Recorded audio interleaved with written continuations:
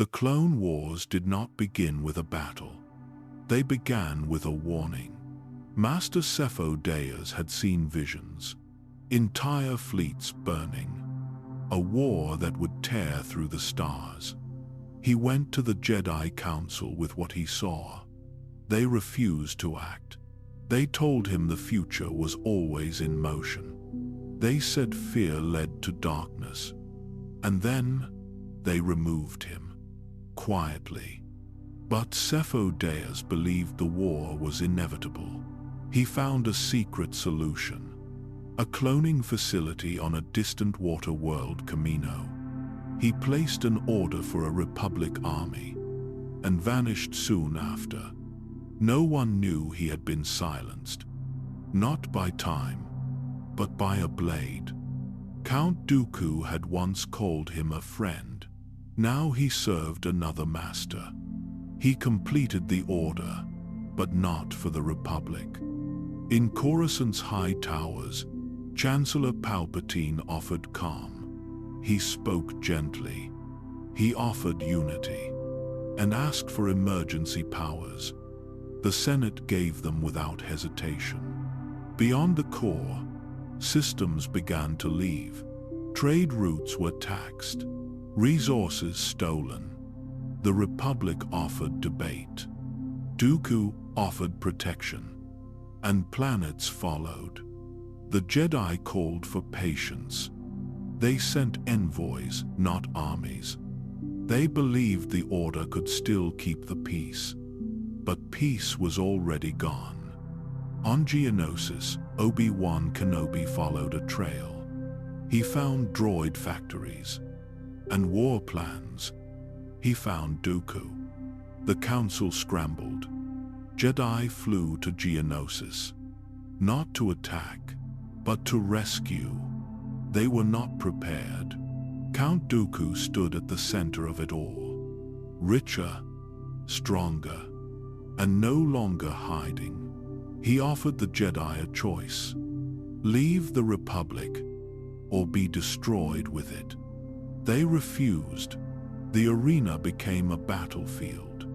Dozens of Jedi fell, surrounded by machines, outnumbered, overwhelmed. It should have been the end. And then, clones arrived. Transports broke through the sky. Blaster fire lit up the sand. Yoda led the charge. Thousands of identical soldiers obeyed every command. The war Sifo-Dyas had foreseen had now begun, and it began with his army. The Jedi never questioned where it came from. They were too focused on survival. Dooku escaped. The factories fell, and the Senate applauded. For the first time in centuries, the Republic had an army. But something had changed. Forever, the Jedi were no longer peacekeepers. They became generals. The clones became brothers. Loyal, efficient, disposable. And the Sith, they vanished once again. Smiling in the dark, the galaxy celebrated a victory. But Geonosis was not a triumph. It was a funeral.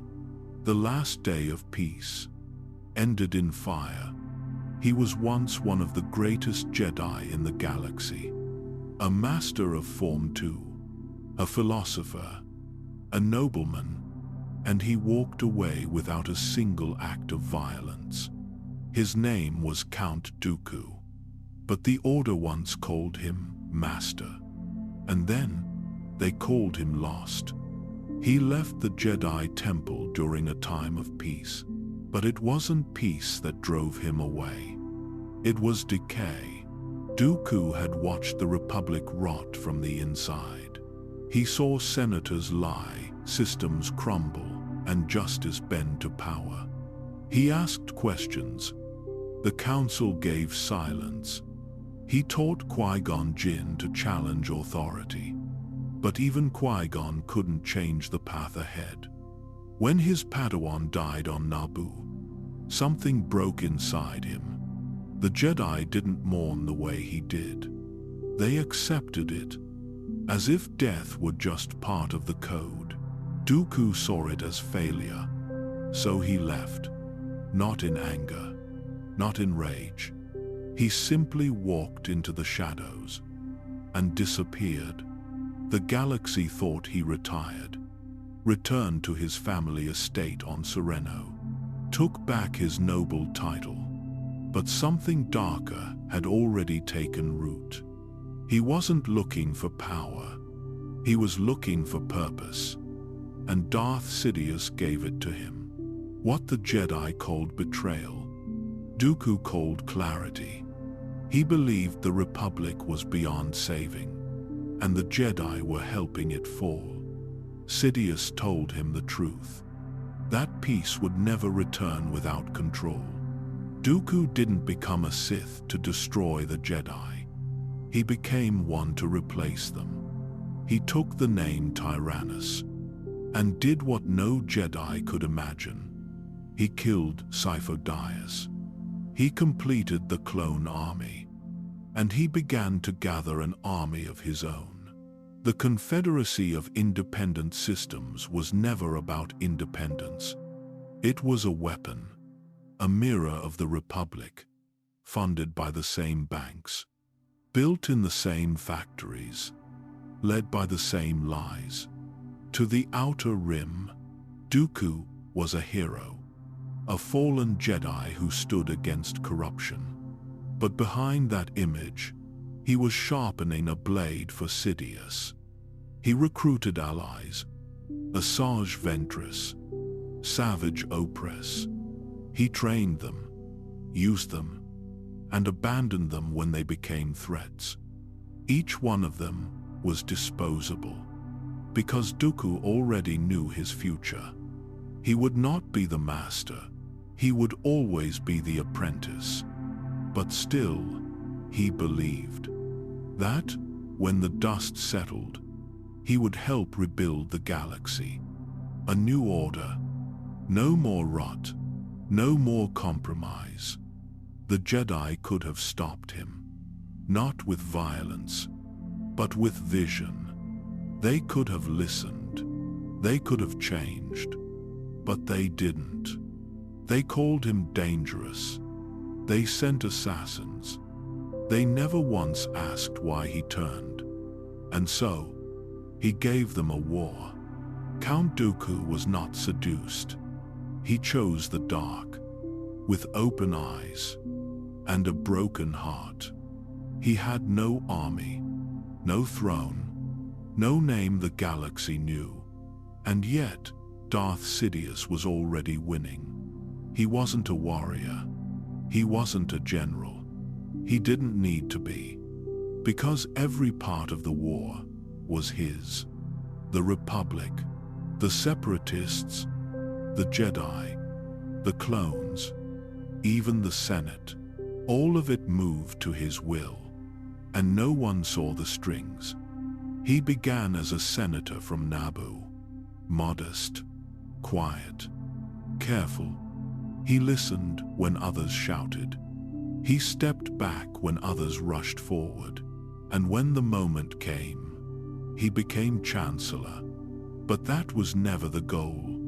It was only a position. The mask beneath the mask. Sidious let the galaxy believe it still had control. He whispered in dark corners, fed both sides of every crisis. When tensions rose in the mid-rim, he made sure the Senate sent no aid.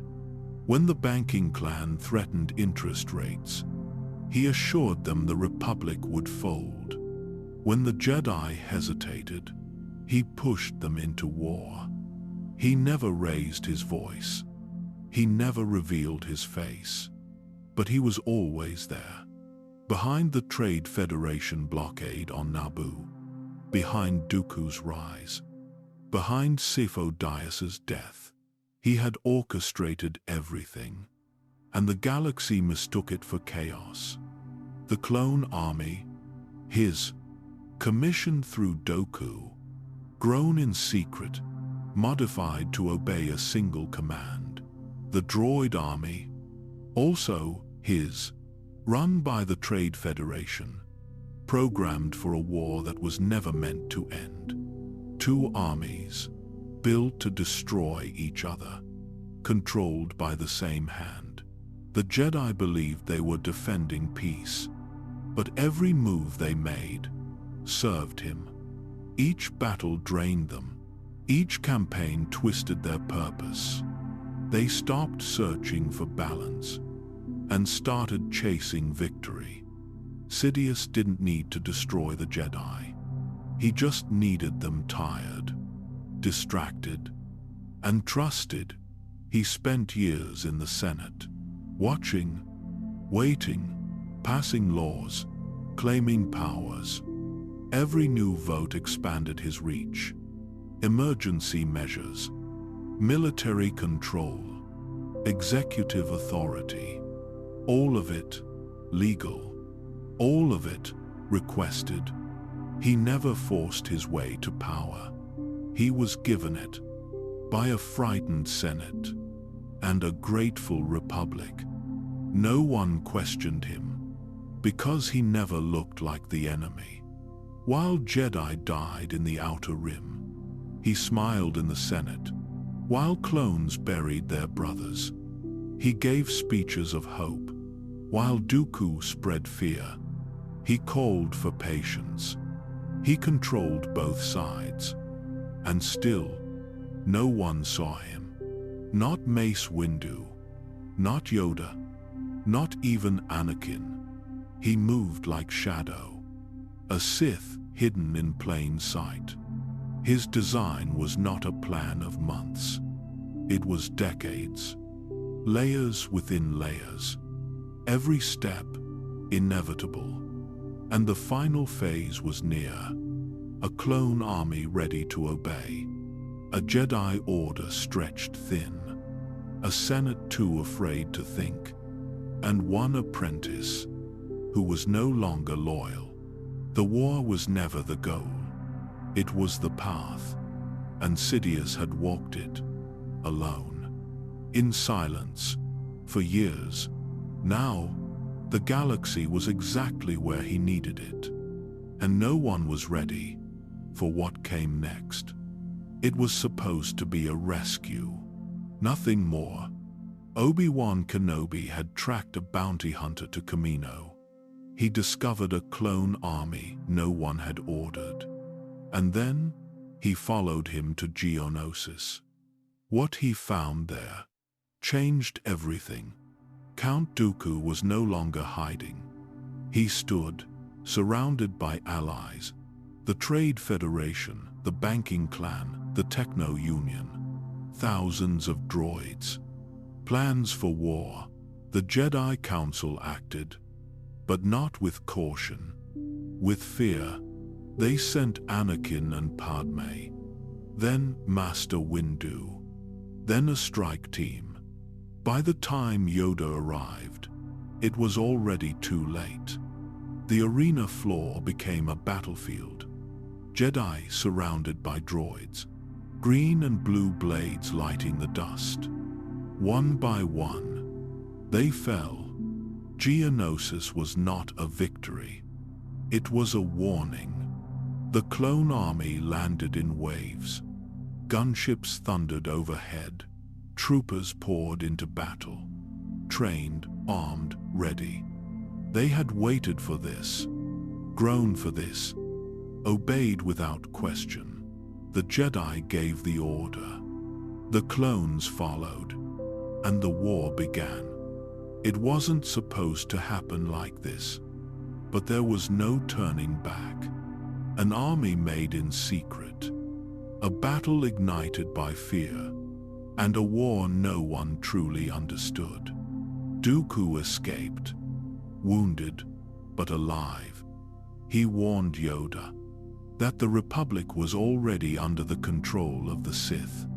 Yoda heard him, but he didn't believe him. Instead, he looked to the future and saw darkness. The Senate erupted in applause. The Chancellor was given full military power. A republic that had never known war now welcomed it. The Jedi returned to Coruscant with less than they came with. They buried the fallen, silently, and then they prepared for battle. Yoda said it himself. The shroud of the dark side had fallen. The Clone War had begun. But even he didn't know how far it would go. The clones were praised, efficient, loyal, unquestioning. The Jedi were changing. Once peacekeepers, now soldiers, commanders of an army they did not choose, serving a chancellor they did not question. The Republic believed it was fighting for order. The separatists claimed they were fighting for freedom. But both sides had already lost. Because the war was never about victory. It was about control. Every battle would strengthen Sidious. Every death would tighten his grip. And every Jedi who led troops into fire walked further from the path they had sworn to protect. Geonosis marked the end of one era and the beginning of another. No one knew it at the time. Not Anakin, not Mace, not even Yoda. But the moment those gunships lifted off, the Republic was gone. It just didn't know it yet. And the Jedi, for all their wisdom, had already stepped into the trap, not with anger, not with hatred, but with hope. They didn't cheer when they marched. They didn't speak unless spoken to. They moved in perfect lines, clones, born not from love, but from instruction. Kamino never felt like a military base. It felt like a storm that never ended. Rain fell day and night. Thunder echoed through the corridors. And inside, a new army waited. They had names like CT-7567, CT-2224, CT-1409. But most just called them numbers. The Kaminoans didn't see them as people. They saw them as assets. Efficient, disposable, exact. The Jedi came to inspect. They said nothing. They walked past thousands of identical faces, each one trained to follow orders, each one raised to serve. Some Jedi were troubled. Sheikh T remained on Kamino. She observed the clones. She tried to understand them. But time was short. Geonosis had changed everything. The Republic needed soldiers, and the clones were already waiting. They were trained with precision, blaster handling, squad tactics, enemy profiles. They had never seen a battlefield, but they knew how to win one.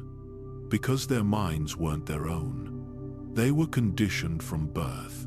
Loyalty was programmed. Doubt was erased. And somewhere deep inside each of them, a single hidden command. Order 66. Unknown to them. Unknown to the Jedi. The war began quickly. The Kaminoans delivered battalions. The Senate approved deployment. And Jedi across the galaxy found themselves at the head of armies. Clones saluted them, obeyed them, died for them, and still, something felt wrong. Obi-Wan watched the clones spar in training halls. Perfect form, perfect discipline. He saw the face of Jango Fett repeated over and over again, and wondered what it meant. Anakin said nothing. He bonded with them fast, saw them as brothers in arms, not tools. Yoda said less. He looked out across the platforms of Tipoca City. Thousands of helmets, marching in perfect lines. And in his silence, he heard the Force grow quiet. The Republic called it hope. But hope never felt like this. These weren't volunteers. They weren't defenders. They were made, created for one purpose: war. They learned to speak basic, but they were taught to obey, taught that their lives had a timeline: 10 years to grow, 10 years to fight, and then nothing. There were no clone veterans, no clone elders, only soldiers and graves. Kamino's halls echoed with silence, not because the clones were peaceful, but because they had never been allowed to ask why. Some Jedi questioned it, others ignored it, most accepted it. The galaxy was burning, and the clones were ready. They wore armor before they had names. They held blasters before they understood death. They followed Jedi who didn't trust each other into a war no one truly controlled. They weren't just soldiers. They were shadows of someone else. Jango Fett's face, Jango Fett's voice, but not his choices. Their path was already written, and no one saw the end. Not yet. It didn't take long for the war to spread. One world fell, then another, then dozens. The Separatists moved quickly. Droid armies launched across the mid-rim. Invasions were calculated, coordinated, relentless. The outer rim became the front line, and the clones were sent in first. The Republic called it defense, but to the people on the ground, it looked like occupation. The first major assault landed on Munilinst. The banking clan had pledged itself to Dooku, and the planet's wealth made it essential. General Kenobi led the assault. ARC troopers dropped behind enemy lines. Speeder bikes tore through the city. Sniper teams took rooftops. Clone artillery shook the streets. The droids responded fast. Super battle droids, AAT tanks, orbital reinforcements. The fighting lasted days. By the end, the city was in ruins. The Republic called it a victory, but the Muons never welcomed them. On Ryloth, the war felt different. Not cities, villages, families caught between metal and fire. The Twi'lek suffered under Separatist control. Blockades starved them. Civilians were used as shields. When Republic forces landed, they didn't find soldiers. They found survivors. General Mace Windu led the liberation. He moved through the plains with precision. But the battle wasn't just tactical. It was personal. Clones saw the faces of those they were sent to protect. And for a moment, the war made sense. Elsewhere, Anakin and Ahsoka led a campaign through the Mid-Rim. The planet of Felucia, the moons of Saliwakami, the siege of Lola Sayu. They moved fast, too fast. Losses mounted, so did victories. And with each success, the Republic demanded more. The Jedi were spread thin, from generals to warriors, from negotiators to tacticians. Every system liberated required another to defend. Every station retaken needed another to supply. The Republic had begun a war it couldn't sustain, without turning the Jedi into soldiers. The Separatists adapted. General Grievous appeared in more battles. A cyborg strategist. Feared. Unpredictable. He destroyed Republic fleets in the Yagdul system, flattened clone divisions on Duro, and vanished before anyone could catch him. His presence changed everything. Jedi were no longer guaranteed to survive. He hunted them, and he left nothing behind. Across the stars, battlefields became graves. Victory was measured in survival. The Senate cheered. War bonds rose. Shipyards worked without pause. Camino accelerated production. But on the ground, the story was different. Entire units were wiped out.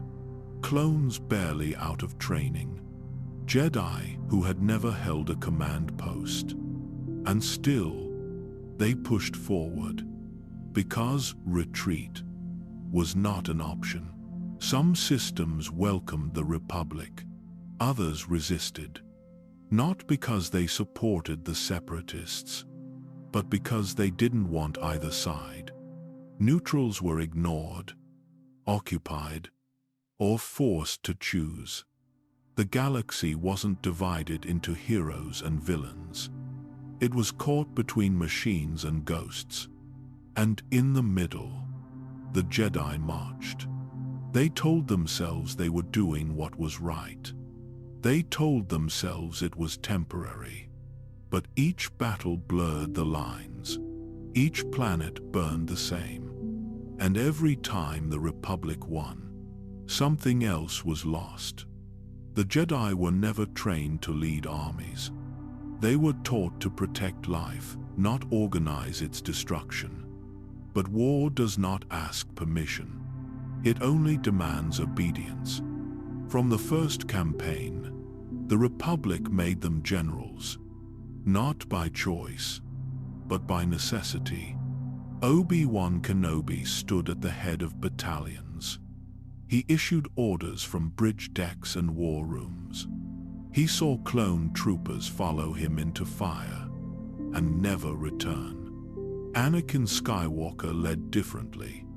He fought beside his men. He broke formation. He made the war personal. And the clones followed him because he never stood above them. But even he began to feel the weight. Each battle brought victory. Each victory brought loss. And the losses never stopped. Plo Koon, kind and steady, watched his pilots die in flame. Kit Fisto lost entire divisions on Mon Cala. Even Mace Windu, unshaken in the council chamber, carried scars he would never speak of. The Jedi wore robes, but beneath them, they carried guilt. Every mission asked for more decisions, more sacrifices, more acceptance of what they could not control. And slowly, something inside them changed. They spoke in tactical reports. They studied enemy formations. They prioritized outcomes over intuition. The clones obeyed without hesitation. But they weren't blind. They saw Jedi turn cold, efficient, distant. Some still listened. Ayla Secura walked among her troops. Ki-Adi-Mundi addressed them by name, but others treated them like assets. Pong Krell never saw them as men, only tools, expendable, interchangeable. He sent them into ambushes, punished hesitation, dismissed death, and when the clones finally turned on him, it wasn't treason, it was survival. The Jedi taught unity, but command brought isolation. They could no longer feel the Force in peace, only in urgency, only in desperation. And with every victory, the silence grew louder. They began to doubt the war, but not out loud, never where the council could hear. The Order had committed, and to turn back now would mean surrender. So they stayed. They fought. They told themselves the Republic could still be saved, even as it slipped further from what it once was. The clones bore the burden in silence. They trusted the Jedi. They admired them. And when the Jedi broke, they still stood by them. But trust is not immortality, and neither is loyalty. The bond between Jedi and clone was built on fire, and fire cannot last forever. Palpatine watched. Sidious listened. Every fracture was part of the plan. He didn't need the Jedi to fail in battle. He only needed them to forget who they were. And slowly, they did. By the second year of the war, the lines had blurred. Peacekeeper, General, Defender, Commander, the Jedi had become soldiers, and the galaxy would never see them the same again. The planet was cold, not in climate, but in tone. Christophsis was all glass and dust, its cities tall and colorless, its skies always gray. The Separatists had taken it early. Its position made it valuable. A gateway to key routes. A symbol of control. The Republic couldn't let it fall. And so, the siege began. Obi-Wan Kenobi led the first push. His troops moved in formation, slow and methodical, across shattered highways and smoking rooftops. Anakin Skywalker flanked from the south, his style more aggressive, less structured, but always effective. Together, they boxed in the Separatist droid lines. But every gain was temporary. For every position they took, more droids filled the gaps. The siege dragged on. Republic supplies dwindled. Droid reinforcements never stopped. Clones slept in rubble. They ate ration sticks in silence. They patched wounds with whatever they had left. There was no victory in sight, only survival, and the hope that the next dawn wouldn't be their last. Then came a shift. Ahsoka Tano arrived. Young, eager, uncertain, assigned as Anakin's Padawan. She stepped into a war she didn't yet understand. Anakin resisted at first. He didn't want an apprentice. He didn't want to be responsible for someone else's life. But the war didn't care, and Ahsoka was ready to prove herself. Their bond began in battle. They argued. They challenged each other. But side by side, they broke the droid lines.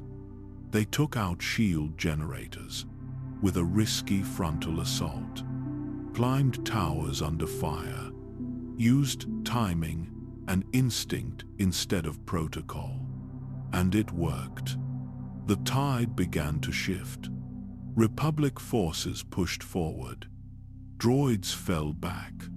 The blockade weakened. But Christophsis was never just a battle. It was a mirror, a reflection of what the war was becoming. Anakin found himself trusting clones more than Jedi. Rex and Cody developed strategies without waiting for council approval. Ahsoka questioned orders. She made calls that saved lives, but broke rules. And Obi-Wan watched it all. From the center of command, he saw the new generation rising. More flexible, more daring, but also more reckless. The council praised the outcome. Another victory, another system reclaimed. But on the surface, the cost remained. Hundreds of clones dead. City blocks reduced to ash. Civilians displaced. No one celebrated.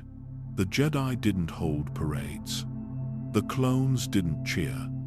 They packed their gear, buried their brothers, and moved to the next front.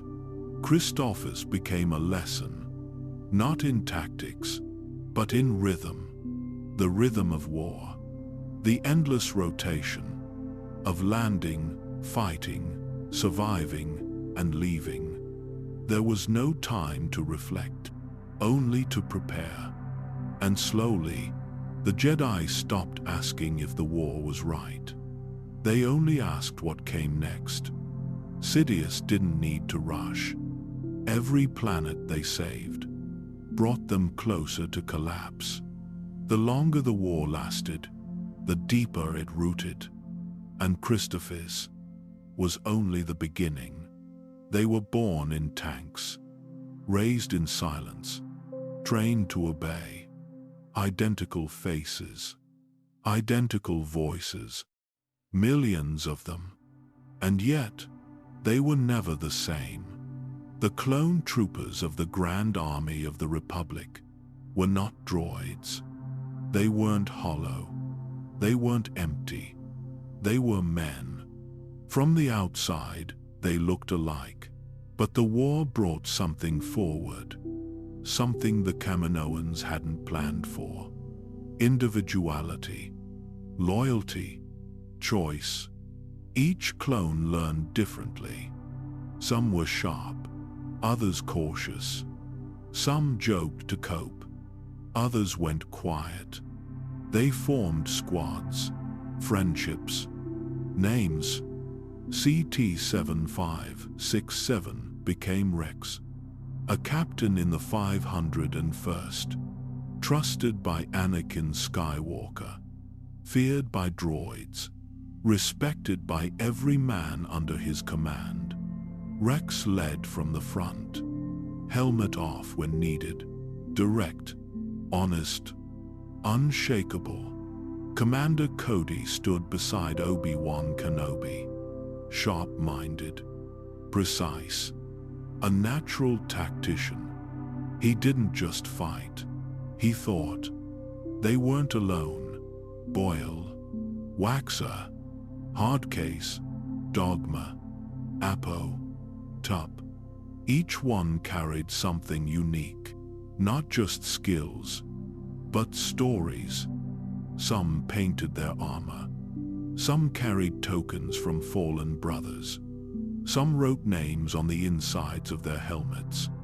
They were created to be replaceable, but no one who served beside them ever saw them that way.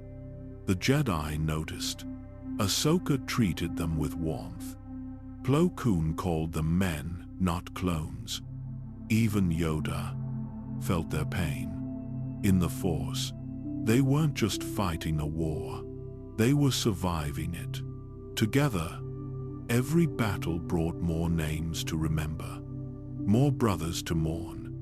They dug graves between missions, carved markers from scrap, spoke final words in low voices. They learned to process loss quickly, because time was never on their side. They rotated from planet to planet, always fighting, always bleeding, always showing up the next day. No clone expected to grow old, but they fought like each life still mattered. In their downtime, they joked, cleaned armor, told stories. Some recorded messages to no one, just to feel heard. Others stared into nothing, trying to remember the face of the last brother they lost. They didn't fight for medals. There were no statues, no parades. They fought for each other, because no one else would. And through it all, Rex remained steady, even when the orders made no sense, even when the losses felt too heavy, even when the Jedi hesitated. He carried the weight, so his men didn't have to. He earned their trust, not because of his title, but because he never asked them to do what he wouldn't do himself.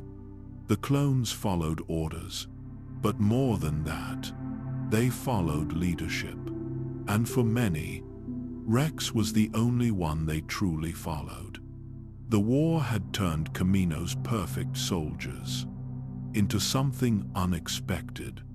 Heroes, flawed, wounded, brave. They weren't numbers. They were brothers, and they never stopped fighting for each other. They were called Domino Squad. 5 clones, 5 strangers, 5 lives tied together by one impossible expectation. Kamino trained them, but training didn't make them a team. Fives was sharp, always thinking ahead. Echo followed the rules, down to the last protocol. Cut up masked fear with sarcasm. Droid Bait froze under pressure. And Heavy was the one who never knew when to quit. From the start, they failed.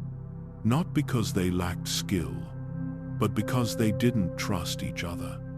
Their drills fell apart. Their formations broke. Instructors lost patience.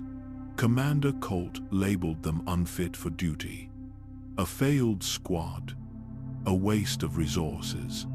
But not everyone agreed. Sergeant Brick wanted them gone. But Jedi Master Shark Tai saw something in them. Something Kamino's test scores couldn't measure. They were rough, unrefined, but they cared. Even when they argued, they never walked away. Their turning point came in a live simulation, a test they were meant to fail. But when the tower's alarms sounded, when the droids poured in, they didn't run. They fought, covered each other, moved as one. Heavy stayed behind, not because he had to, but because the mission needed him to. He sacrificed himself to complete the objective, and the squad passed. But they did not celebrate. Not really. Domino Squad didn't graduate together. They left Kamino with one fewer brother. Their first deployment came sooner than expected. The Separatists attacked Kamino, not a distant world, not an occupied system. Kamino, their home. The 501st returned to defend it, and Domino Squad was called into battle. Fives and Echo led the charge. Cut Up fell early, pulled into the sea by a creature no one saw coming. Droid Bait was hit at the base entrance. One shot. Gone. The squad was breaking. Not from fear, from reality. Fives and Echo pushed forward. They fought through waves of droids, cleared the barracks, held the line. For a moment, Kamino stood strong. But even victory left wounds. Only 2 remained. Fives and Echo, brothers bound by loss. They were promoted, ARC troopers, elite. But neither wore pride in their new rank. They wore grief. Later, on the Citadel mission, Echo died in a blast. Too fast to stop, too sudden to process. Fives didn't speak much after that. He just kept going. Battle after battle, one after another. He carried their names in silence. Not in records, but in memory. Heavy, Cut Up, Droid Bait, Echo, Dominoes, fallen, one by one. They weren't the best. They weren't perfect, but they were real. They became a symbol, not of victory, but of what it cost. The war made heroes, out of soldiers no one expected to survive. And the story of Domino Squad was never about how they died. It was how they stood, together, until the end. The battles stopped, but the war never did. No matter how many planets were taken, there was always another. No matter how many droids were destroyed, there were always more. The Clone Wars didn't come in seasons. They came in rotations, and they never waited for rest. The 501st was sent to Umbara, a world of darkness, thick fog, sharp terrain, and enemies they couldn't even see. The mission was clear: secure the capital, hold the route, push the lines forward. But their greatest threat wasn't the Umbarans.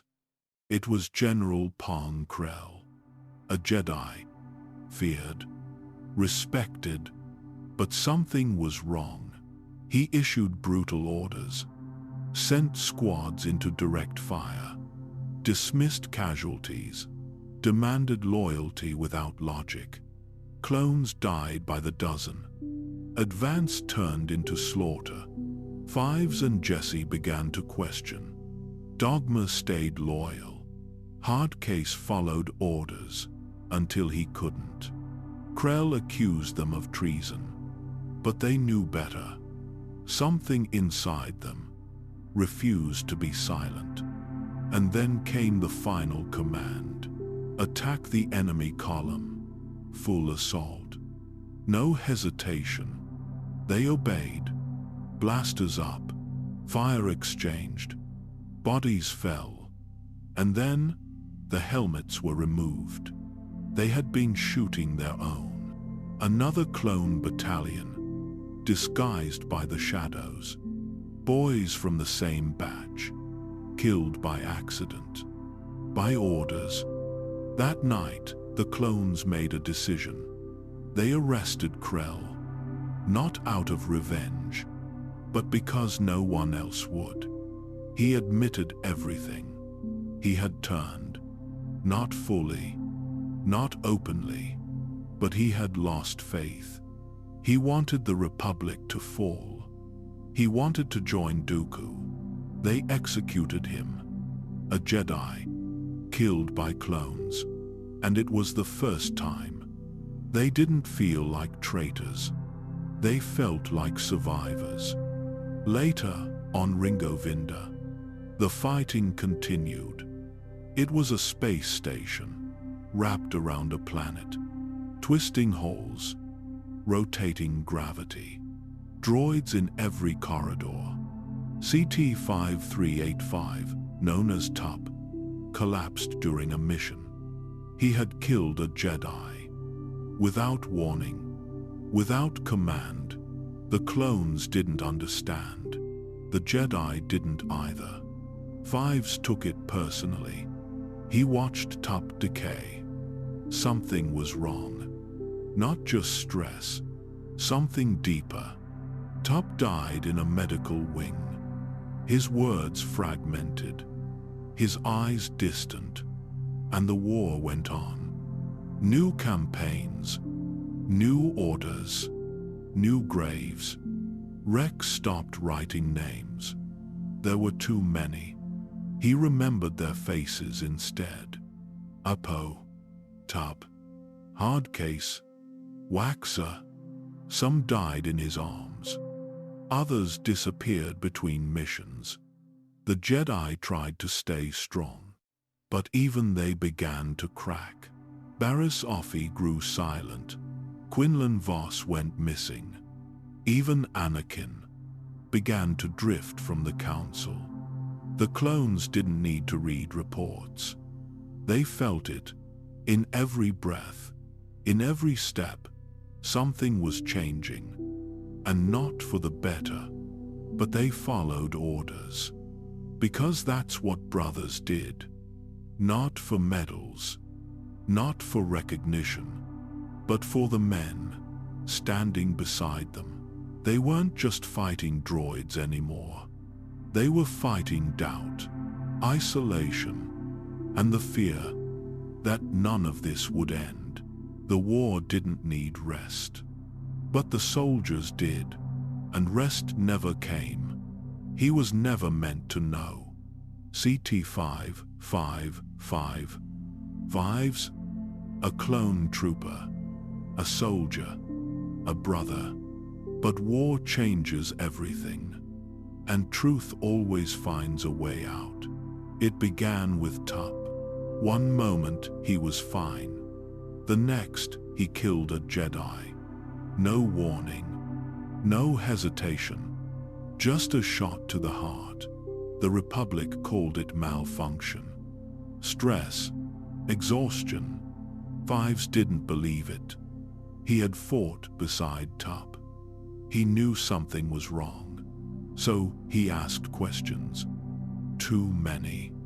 He followed the body to Camino, demanded answers from doctors who spoke in half-truths.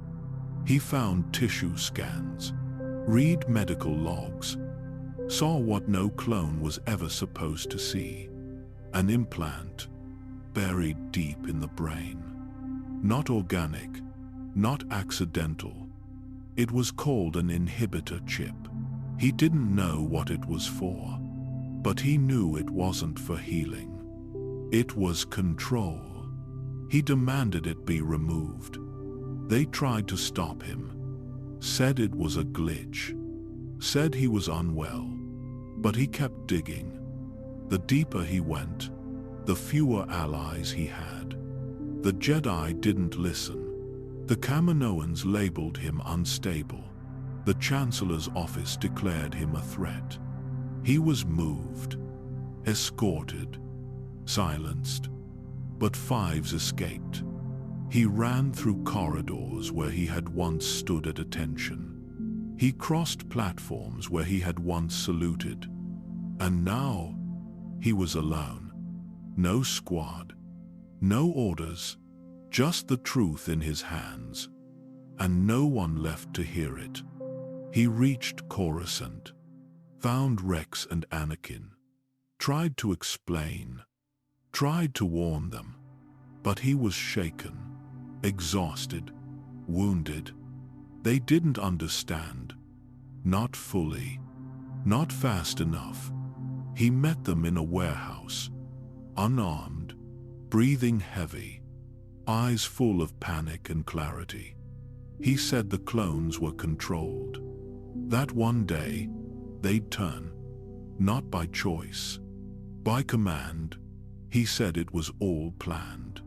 That the war was never just a war. That something darker was using them all. He didn't know the name Sidious, but he felt the shape of the shadow, wrapping around the galaxy, tightening, and then it happened. Shock troopers cornered him, guns raised, no warning. Fives flinched, just once, and they fired. He died in the dirt, far from Camino, far from the truth he carried. Anakin held him. Rex knelt beside him, and Fives spoke his last words, with a trembling voice. He said he only wanted to do the right thing, that he had to try, that maybe, someday, someone would listen. But no one did. Not then. Not when it mattered. The report said mental instability, stress, paranoia. The chip was buried again.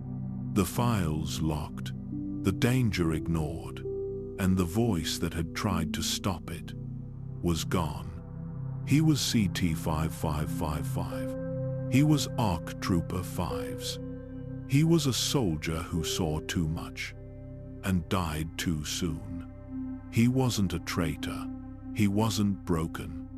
He was the last warning the Jedi never heard. And by the time the galaxy realized, he had been right. It was far too late. She was always angry, but she didn't start that way. Asajj Ventress had once been a Padawan, a child with a lightsaber and hope, but her master was killed, and the Jedi left her behind. Dooku found her later. Not the man, the shadow. She had become something different by then. Hardened, unforgiving, alone. He offered her a purpose, a path, a name to carry into battle. She became his assassin. Silent, precise, deadly. And for a time, she believed she mattered. Ventress hunted Jedi across the stars. She dueled Anakin. She matched Obi-Wan. She carved her name into war. But Dooku never saw her as an apprentice, only a blade. Sharp, disposable. When Sidious grew suspicious, he ordered Dooku to cut ties. The rule of two was law, and Ventress was not part of it. So Dooku obeyed. Without warning, without regret, he betrayed her on Sullust. Her ship destroyed mid-mission. He left her to die. She survived, but something inside her broke again. The war had no place for orphans, no shelter for the unwanted. She drifted, wounded, directionless, until she returned to Dathomir. The Night Sisters welcomed her. They did not question. They did not judge. They knew the look in her eyes, because they had all seen the same reflection. Ventress healed there, but she did not forget. Mother Talzin offered her more than comfort. She offered power. Together, they plotted Dooku's downfall. They sent assassins cloaked in mist. They poisoned his drink, struck from the shadows, and still, he lived. Dooku's wrath was swift. He sent General Grievous to burn Dathomir. The Night Sisters fell. One by one, their bodies turned to smoke and ash. Mother Talzin vanished into spirit. Ventress was left alone again. She had lost her master, her sisters, her home, and in that silence, she changed. Not redeemed, not reborn, just different.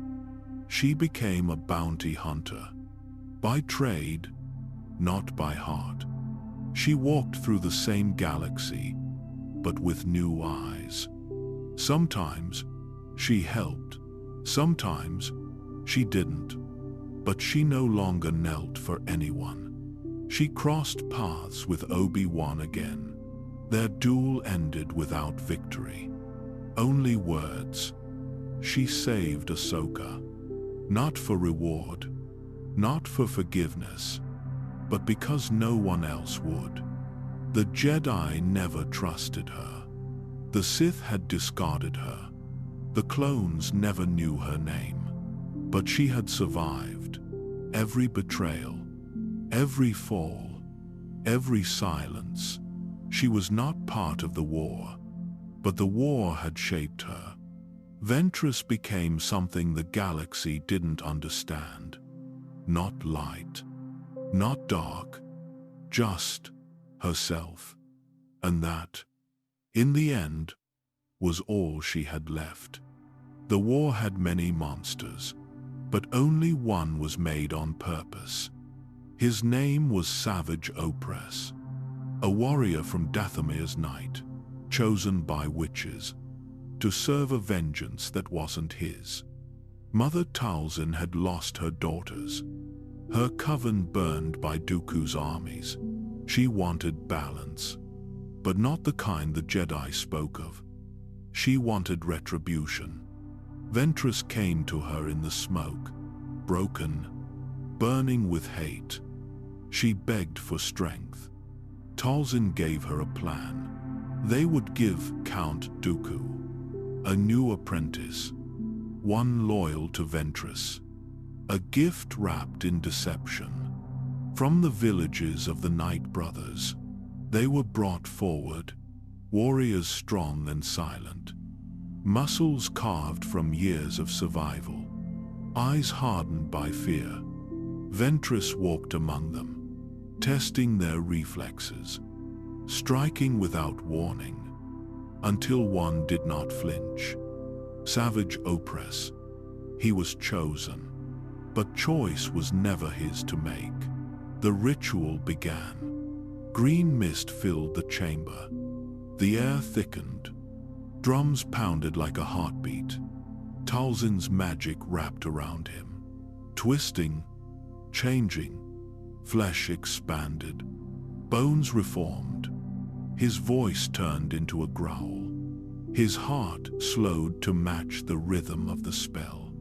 When it ended, he was larger, faster, deadlier, but something inside him was gone, buried under power and command.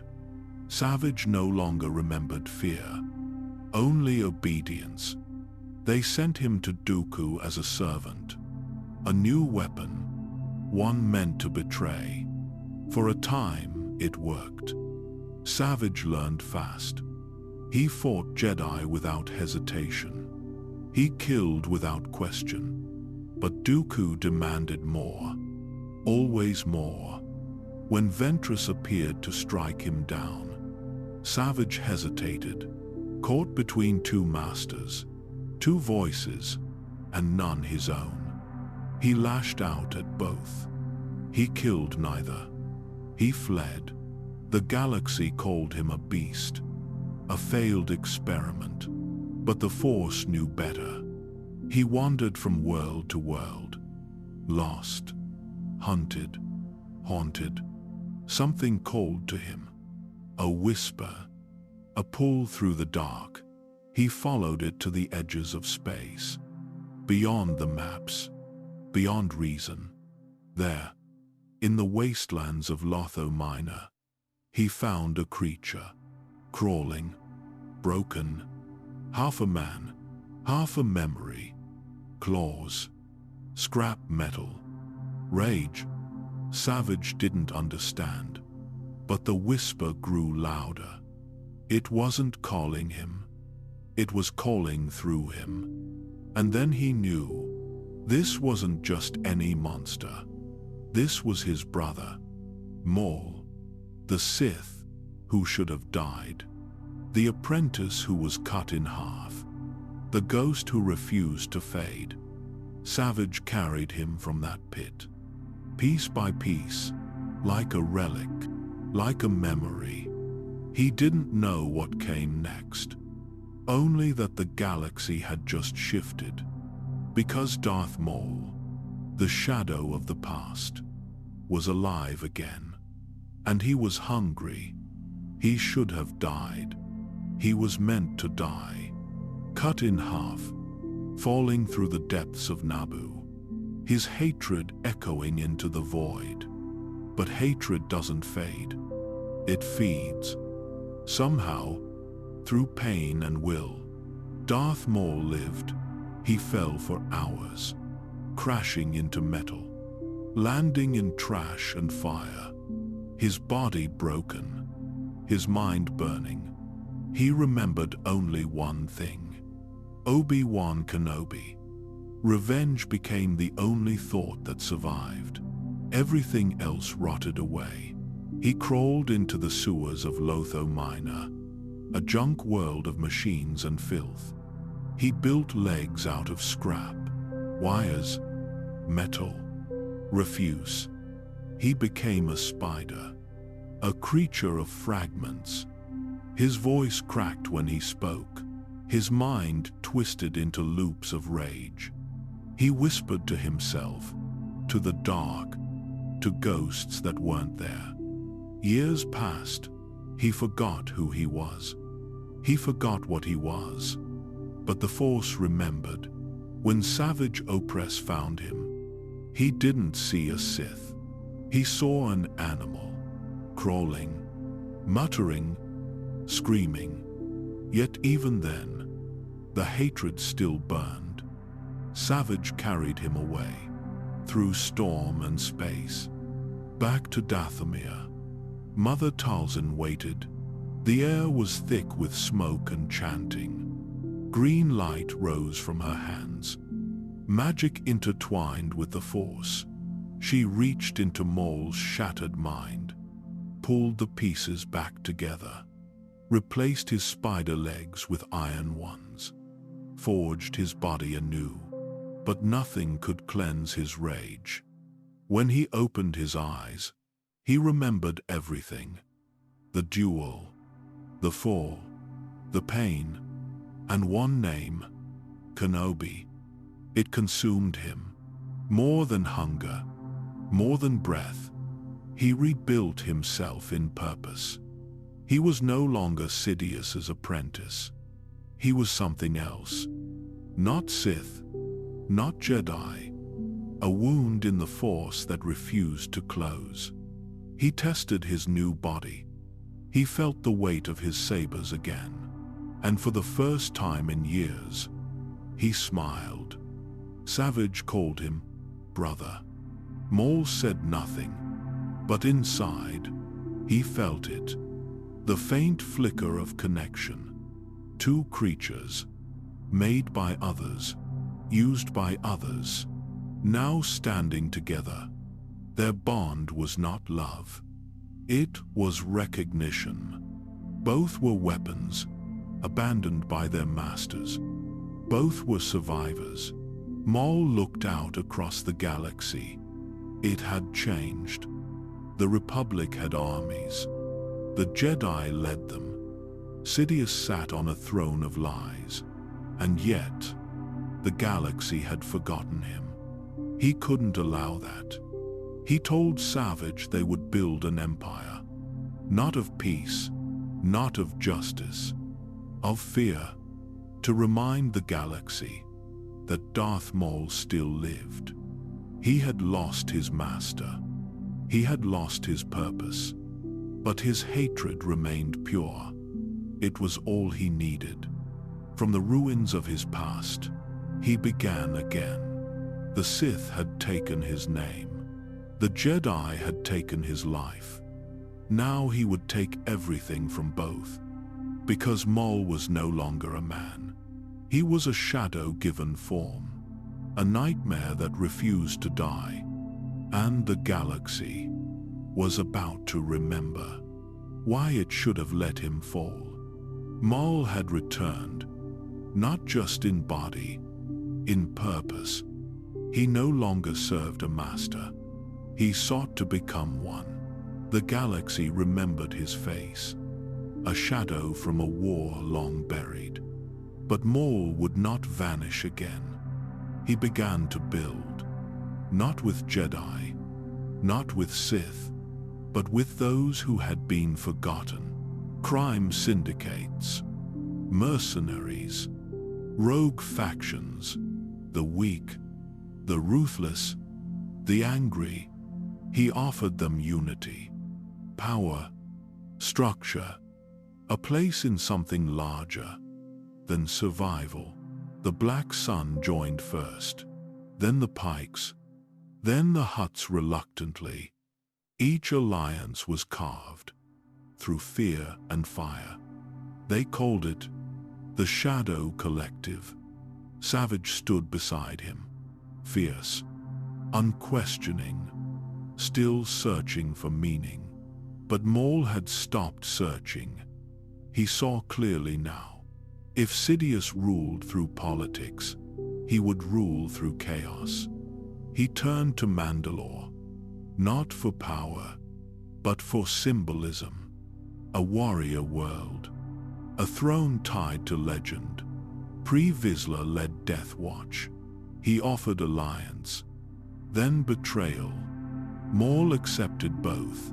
He killed Vizsla in single combat, took the Darksaber, took the throne. Mandalore bowed, but not in peace. Some followed, others whispered. Duchess Satine, the voice of neutrality, was taken, used, broken. Her death was not a tactic. It was a message. To Obi-Wan, to the Jedi, to the galaxy. Maul had a throne now, not just in title, but in blood. His enemies began to look like kings, and Sidious could not allow kings. He came alone, no guards, no warning. When he entered the throne room, Maul bowed. Savage growled. The Force grew cold. Sidious ignited his blades. Red against red. He moved like memory, faster than time, sharper than truth. Savage struck, failed, fell. Maul screamed, not in fear, in loss. He fought, not to win, to survive. But Sidious wasn't there to kill. He was there to remind. There is always a master. Maul was chained, dragged from his throne. His empire shattered, his brother dead. The Shadow Collective scattered. The throne of Mandalore stood empty again. And the galaxy went back to forgetting. But the fire didn't go out. Not in Maul, not in the ashes. He had seen the shape of power. He had tasted what it meant to lead. And even in chains, his hatred still whispered. He would wait. He would crawl. He would return. Because power never dies quietly. She believed in peace, not as a concept but as a discipline. Barriss Offee was not loud. She was not defiant. She followed orders. She studied deeply. She healed. She was what the Jedi was supposed to be. But the galaxy she served was burning. Barriss had trained under Luminara Unduli, a Jedi master known for calm and clarity. Together, they believed in balance, in reflection, in restraint, but war does not allow for reflection, and the Jedi were no longer restrained. Barriss began to see the difference between belief and action. Her sisters in the Order led bombing runs. Her friends commanded armies. Jedi, who once walked in gardens, now gave orders that turned cities into ash. She was told it was necessary, that the Republic depended on them, that peace would return once the war was won. But it never ended, and every time she meditated, she heard silence where the Force used to be. She asked questions. The Council gave answers, safe ones, polite ones, empty ones. She watched clones die, and saw how quickly they were replaced. She visited temples and found them guarded by soldiers. She heard whispers in the hallways, Padawans speaking like officers, masters speaking like politicians. Barriss still followed orders, but her heart no longer did.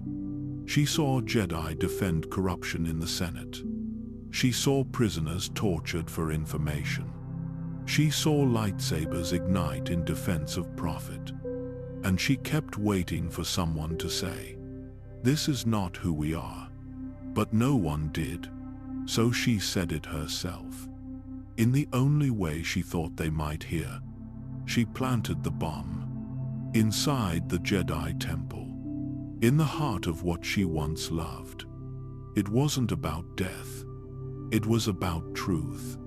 A message carved into flame. But even in that choice, she hesitated. She used others to carry it out. She blurred the lines. Innocents were caught in the blast. Jedi died. Clones perished. And Barriss vanished. The investigation was quick. Clues misread. Evidence misused. And the blame fell on Ahsoka Tano. Barriss had trained with her, fought beside her, trusted her, and now used her. Ahsoka was arrested, tried, expelled. The council wavered. Anakin protested. The clones watched in silence, and Barriss remained quiet until she couldn't anymore. Anakin cornered her, pressed through her mask, forced her to speak, and when she did, it wasn't with anger, it was with heartbreak. She said the Jedi had lost their way, that they had become soldiers, not peacekeepers, that the temple stood, not as a sanctuary, but as a monument to hypocrisy. She didn't weep. She didn't beg. She just told the truth as she saw it. And in doing so, she proved something terrible. That she wasn't wrong. She was arrested, tried, forgotten. The temple was repaired. The council moved on. But the fracture remained. Barriss Offee had not fallen to the dark side. She had not chased power. She had broken. Because the light she followed no longer looked like light at all. He was a Jedi Master once, respected, decorated, trusted by the Council. But war changes faith, and power changes everything. Pong Krell believed the Jedi were losing, not in battle, in purpose. He watched how the Order bent itself to the Senate's will. He saw how quickly peacekeepers became commanders, how easily compassion turned into control. He told himself he could do better. That discipline would bring victory. That mercy only delayed it. When the campaign on Umbara began, he took command of the 501st. Anakin was reassigned, and Krell arrived in his place. The clones saluted him. They didn't know yet. Krell looked at them and saw copies, instruments, numbers. He didn't see brothers. He saw convenience. From the first day, his orders were brutal. March without rest, attack without pause, leave the wounded behind. He called it strategy. They called it slaughter. Umbara was a place without light. Thick mist, jagged rocks, endless night. The enemy blended into the terrain. Every hill was a trap, every sound a warning. But Krell refused to adapt.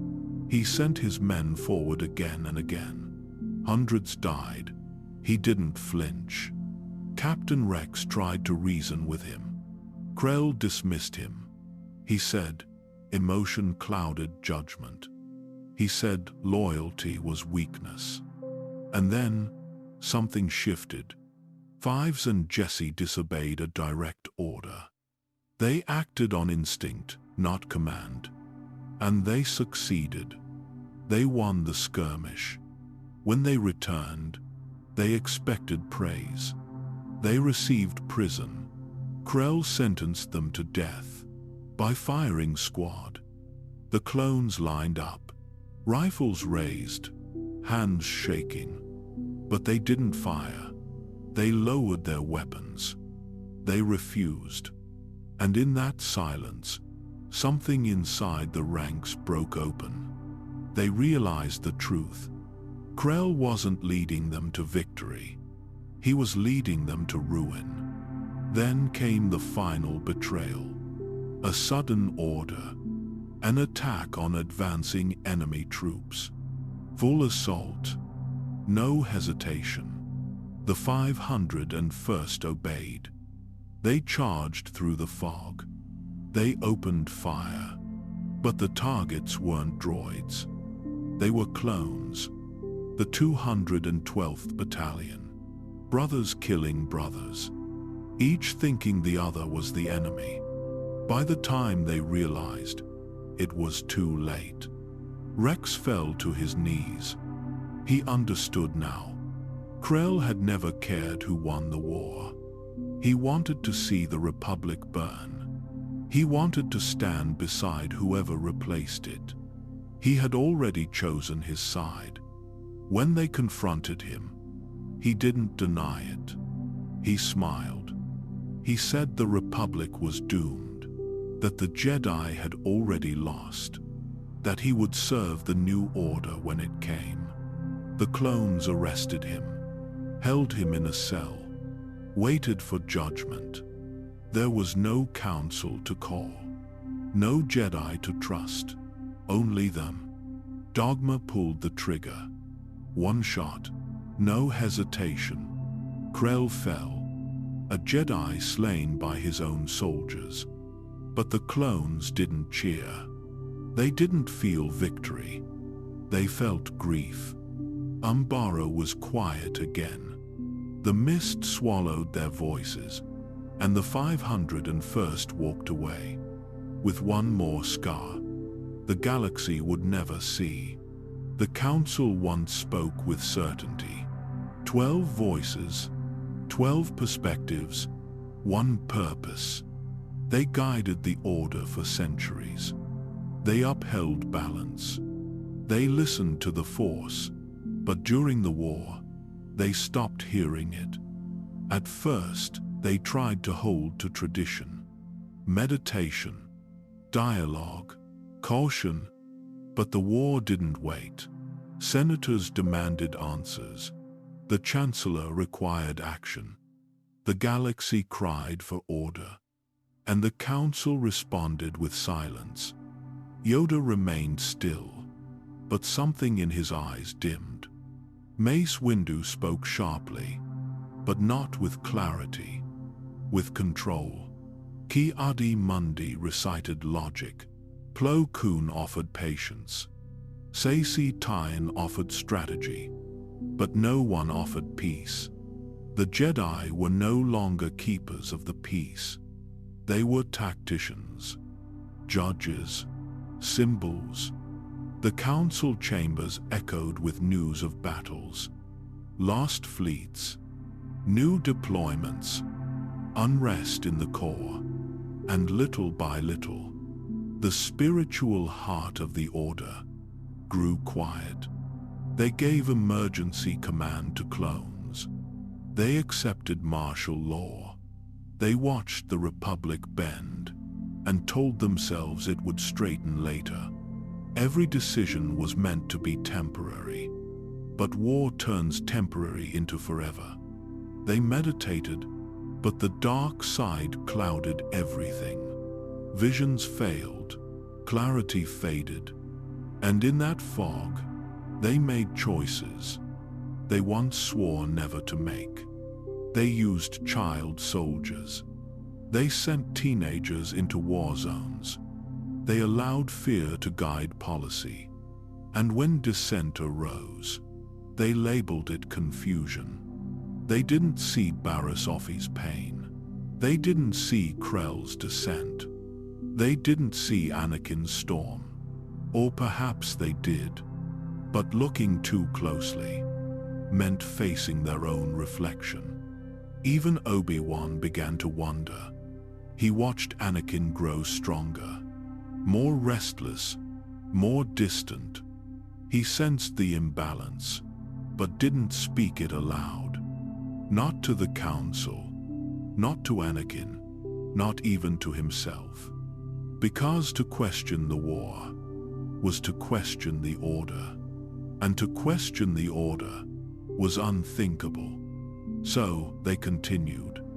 Missions were assigned, temples fortified, public trust weakened. Whispers reached them of Jedi acting without permission, fighting without reason. They brushed them aside. The code would hold. It had to. The Force would guide them. Eventually, but eventually never came. In truth, the Force had been speaking all along, through unrest, through betrayal, through broken students. But the Council had stopped listening. They sat above the clouds, on chairs of tradition, while the galaxy changed beneath them. And by the time they realized, the war had changed them too. They could no longer stop it. They debated too long, acted too late, believed too blindly. The Council didn't fall in one moment. It faded, not with a scream, but with silence. He was the chosen one. They said it often, but rarely to his face. Anakin Skywalker grew up being watched by the Council, by Obi-Wan, by the war. He was told to trust in the Force, to let go, to accept loss. But he had already lost too much.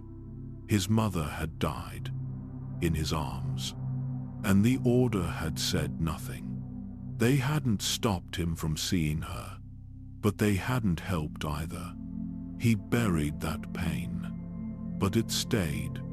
Padme gave him peace. She smiled when the galaxy screamed. She gave him something the war never could: stillness.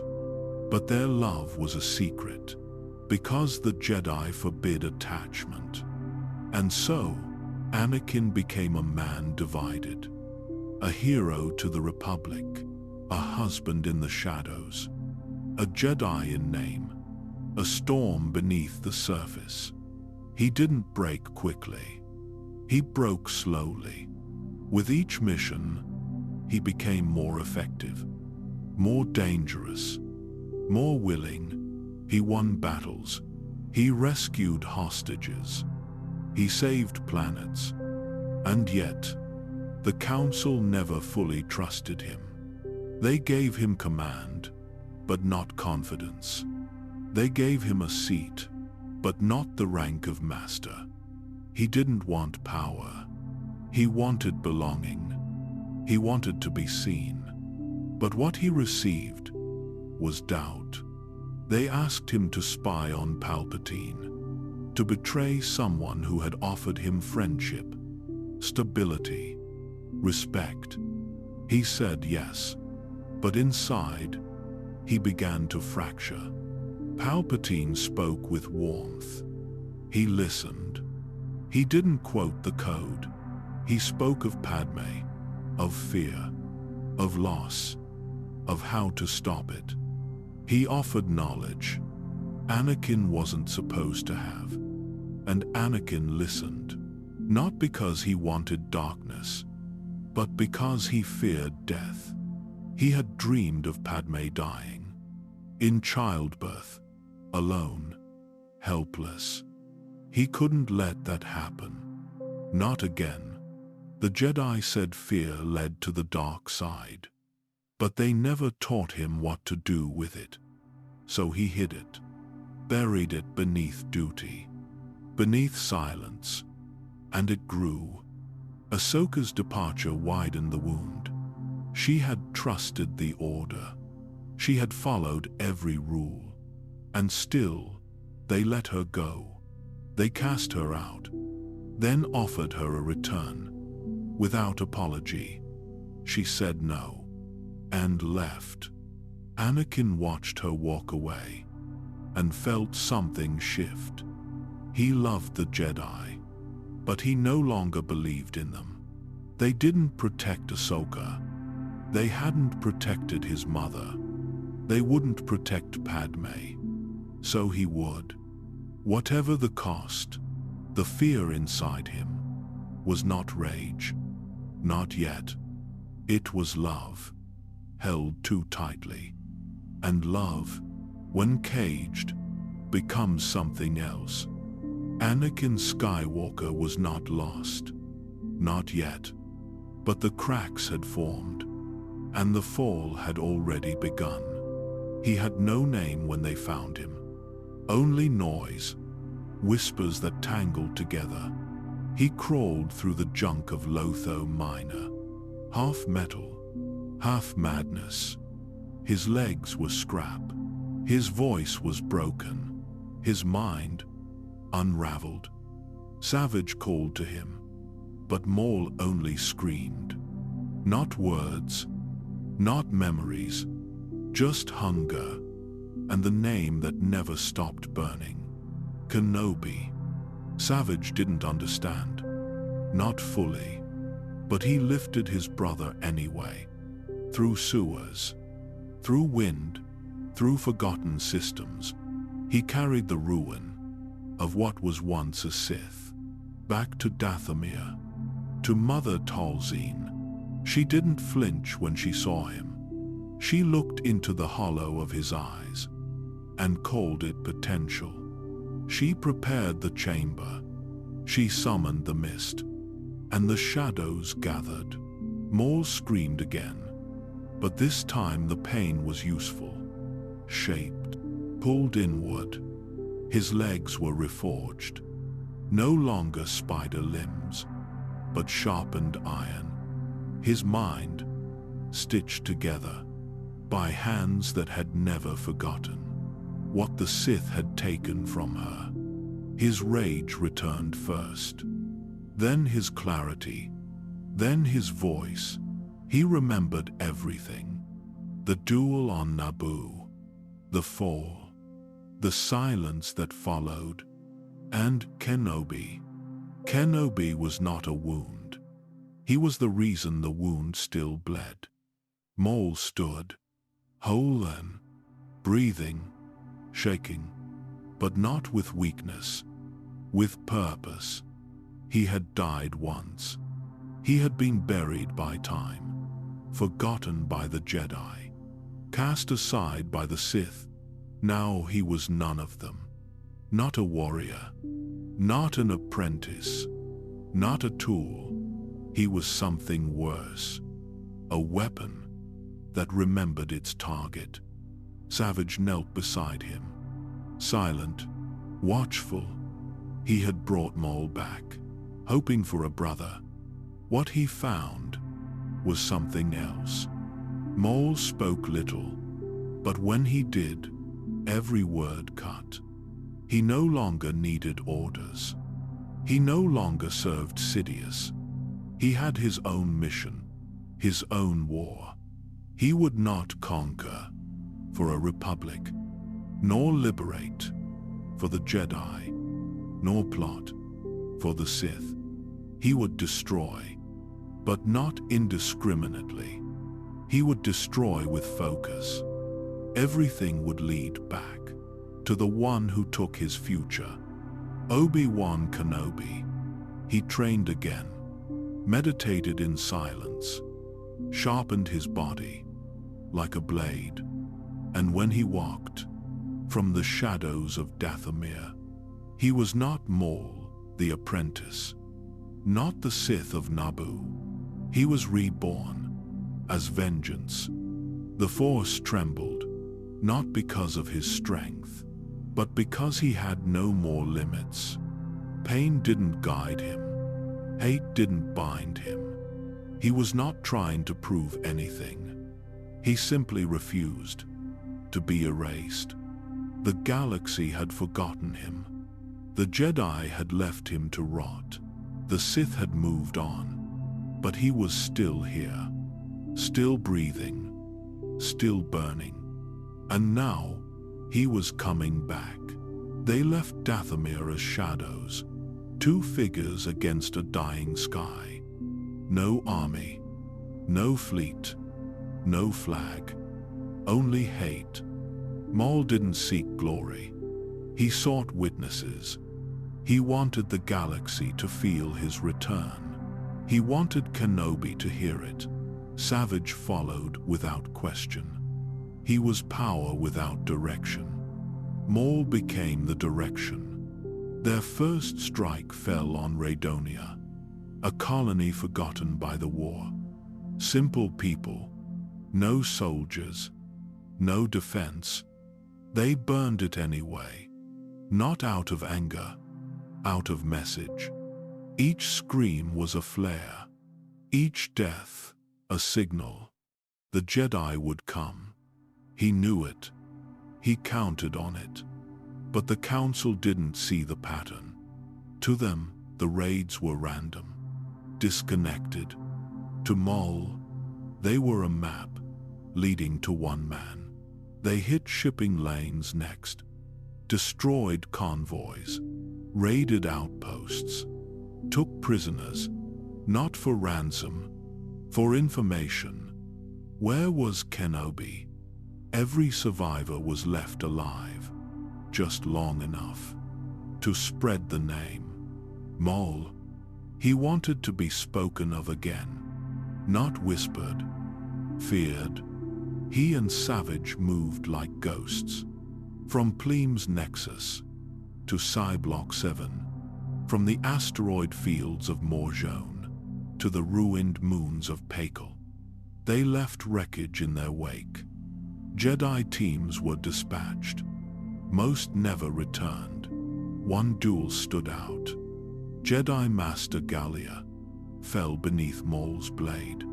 Quick, clean, purposeful. He didn't kill for pleasure. He killed for precision. Savage grew restless. He wanted battles. Conquest. Maul wanted something purer. A reckoning. He told his brother. They were not fighting a war. They were writing a message. Each planet was a word. Each death, punctuation. And when the message was complete, Kenobi would read it. Savage didn't understand obsession. He only knew loyalty. But Maul understood both. He remembered Naboo. He remembered the pain, the humiliation, the cut that divided him in two. He didn't want Kenobi dead yet. Not until the fear had time to grow. He imagined it. Kenobi sensing his return through the Force. That quiet dread. That disbelief. He wanted him to feel it. To feel him. They began recruiting allies. Pirates. Smugglers. Criminals. Hondo Ohnaka's men joined reluctantly. Credits spoke louder than oaths. Maul used them as bait. He wanted chaos. He wanted noise. And through that noise, he wanted one presence to answer. Kenobi. The raids intensified. Maul stopped hiding. He broadcast his image openly. A challenge. A scar come alive. The Republic dismissed it as rumor. The Council debated. But Kenobi knew. He felt it before anyone said the name. And when he finally saw the reports, he didn't question. He didn't hesitate. He left alone. No battalion. No reinforcements. Because this was not a mission. It was a memory that had never healed. Maul had wanted a meeting.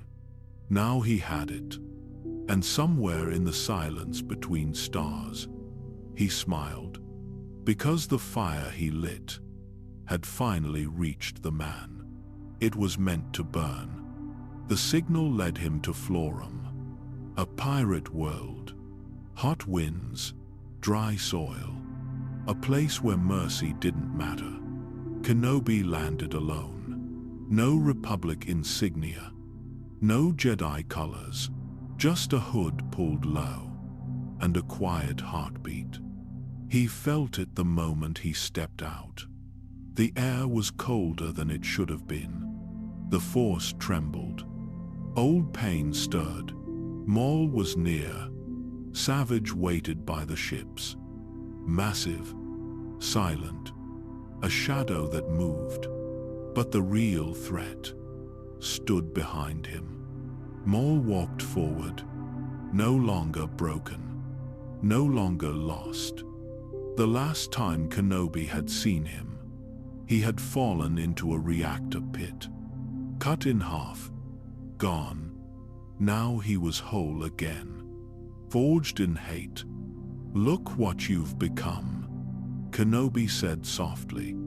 Maul smiled. What I was always meant to be. The blades ignited. Red. Blue. The sound filled the desert. Sharp. Familiar. Almost sacred. They circled. Neither spoke. Every movement. A memory replayed. Maul struck first. Relentless. Controlled. Each swing aimed not to kill, but to punish. Kenobi blocked. Deflected. Endured. Savage joined in. Two blades against one. Twin storms closing in. Kenobi moved with precision. He wasn't faster. He was wiser. But even wisdom breaks. When grief returns, every strike carried echoes of the past. Qui-Gon's death, Naboo's fire, years of silence. Maul pressed harder. Savage's power cracked stone. Kenobi staggered. Still, he didn't give in. He wasn't fighting to win. He was fighting to understand. How could hate survive this long? How could someone fall this far and still rise again? Maul's answer was in his eyes. Nothing else remained there. Only purpose. Kenobi's saber slipped once. Savage caught him across the ribs. He fell back, bruised, breathing hard. Maul's laughter broke the air. This is justice, Kenobi.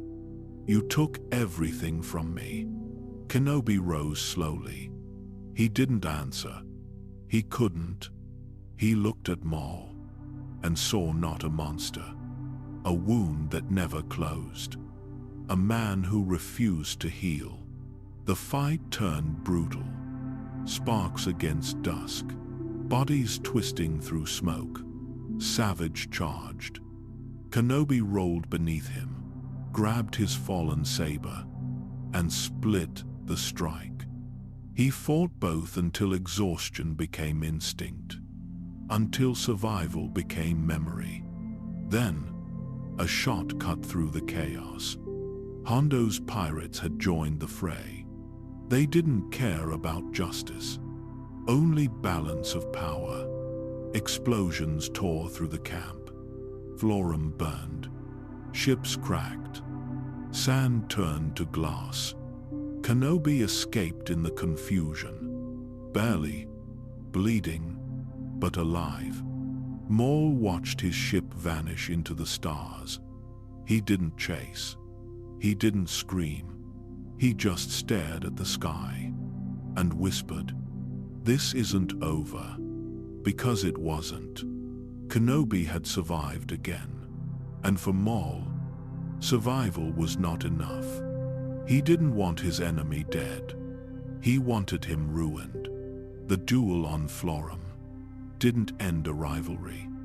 It reignited one. And in that fire, both men changed. One carried the weight of mercy. The other, the burden of hate. Two halves of a story that would not end until one of them finally did. Mandalore stood proud, neutral, unmoved by the war. Its cities gleamed like glass. Its people believed in peace. And Satine cries held it all together with quiet strength. But Maul didn't believe in peace. He believed in fear. He didn't attack Mandalore with an army. He came with a plan. He met with Death Watch, warriors exiled from their own world, led by Pre Vizsla. Brutal, ambitious, blind to the deeper game. Maul offered them what they wanted: power, revenge, restoration. They struck together, not to destroy Mandalore, to save it. At least, that's what the people were made to believe. Maul released criminals onto the streets. Black Sunday, Pike Syndicate, even the Hutt cartel. Chaos spread fast. The city trembled. Then Death Watch arrived. As saviors, as heroes. The people cheered, not knowing who had lit the fire. Satine was arrested, her allies broken. Maul watched from the shadows, silent, measuring. Pre Vizsla declared victory. Mandalore was his. But Maul had never cared about Vizsla. He challenged him. One-on-one, no tricks. The duel was brutal. Vizsla fought well, but Maul fought better.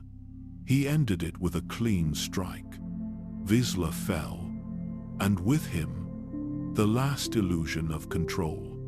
Maul took the darksaber, held it high. The clans watched and knelt. Mandalore was his, but not all bowed. Bo-Katan, Satine's sister, refused. She vanished into the shadows, already planning the next rebellion. Maul ruled not as a king, but as a ghost. He sat on a throne of silence. He didn't care about Mandalorian culture. He didn't care about legacy. He only wanted Kenobi to see what he had built and what he could take. So he summoned him with the cruelest bait. Satine, she sat in chains as Kenobi entered the palace, his hands bound, his voice steady. Maul didn't yell. He didn't strike first. He whispered. He told Kenobi that mercy was weakness, that love was a leash. And then he killed her, not in anger, in instruction. Kenobi screamed, and Maul smiled, because for the first time, he had made him feel the same wound. But revenge is not peace, and thrones built on vengeance don't last. Bo-Katan rebelled.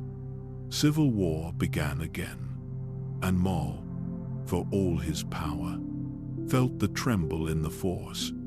He looked outward and saw a shadow approaching. Not Kenobi, not a clone army. Something worse. Sidious, his old master, had felt the ripple, and he was coming. Maul had tried to escape the Sith, to become something beyond it, to rule on his own. But the Sith don't forget, and they don't forgive. Mandalore burned with rebellion, and beneath its ashes, Maul sat alone, not as a leader, not as a brother, just a survivor who had risen too far, for too long. He thought revenge would set him free, but all it did was build a larger cage. And now, the one who had forged him was coming to break the bars. It began with fire. The Jedi Temple, home of wisdom, peace, and clarity, shook with an explosion that cracked through stone and silence alike.